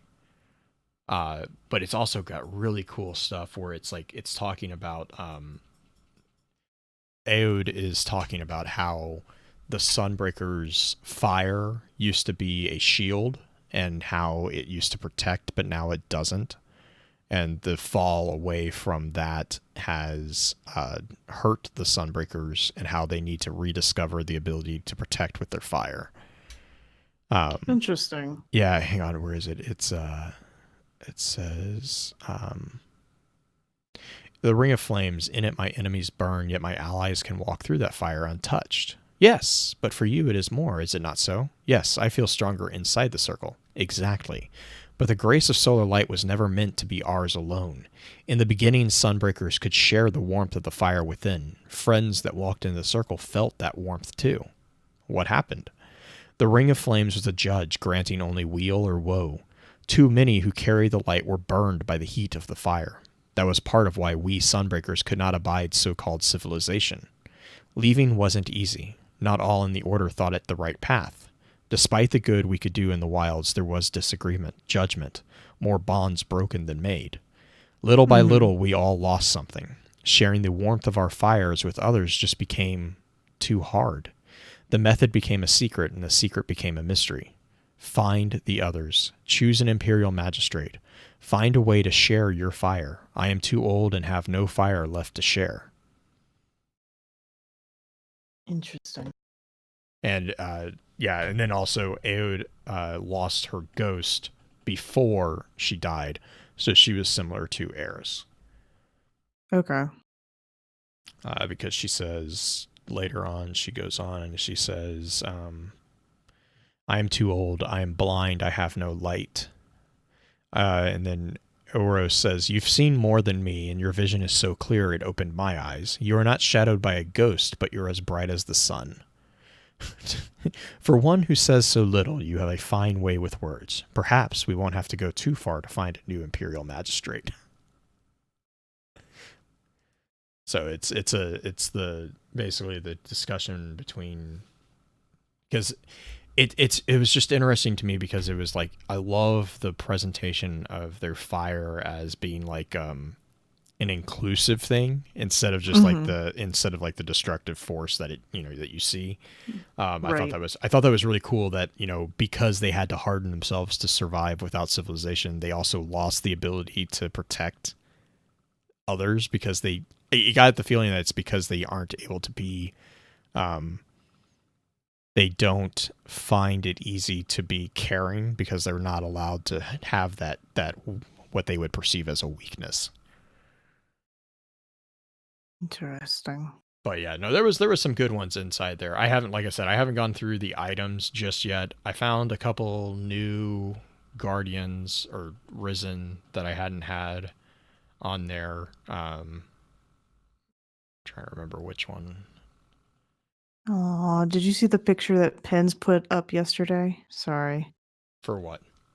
Him and Aaron's Yes, anniversary. Yeah, anniversary. That's super. Cute. Hey, I hate to cut this too much shorter. I do want to jump in with you where we're just talking about this in general, but I do have to work in the morning. Yep, no worries. All right, stream. Have a great night. We'll see you later. Bye. Bye.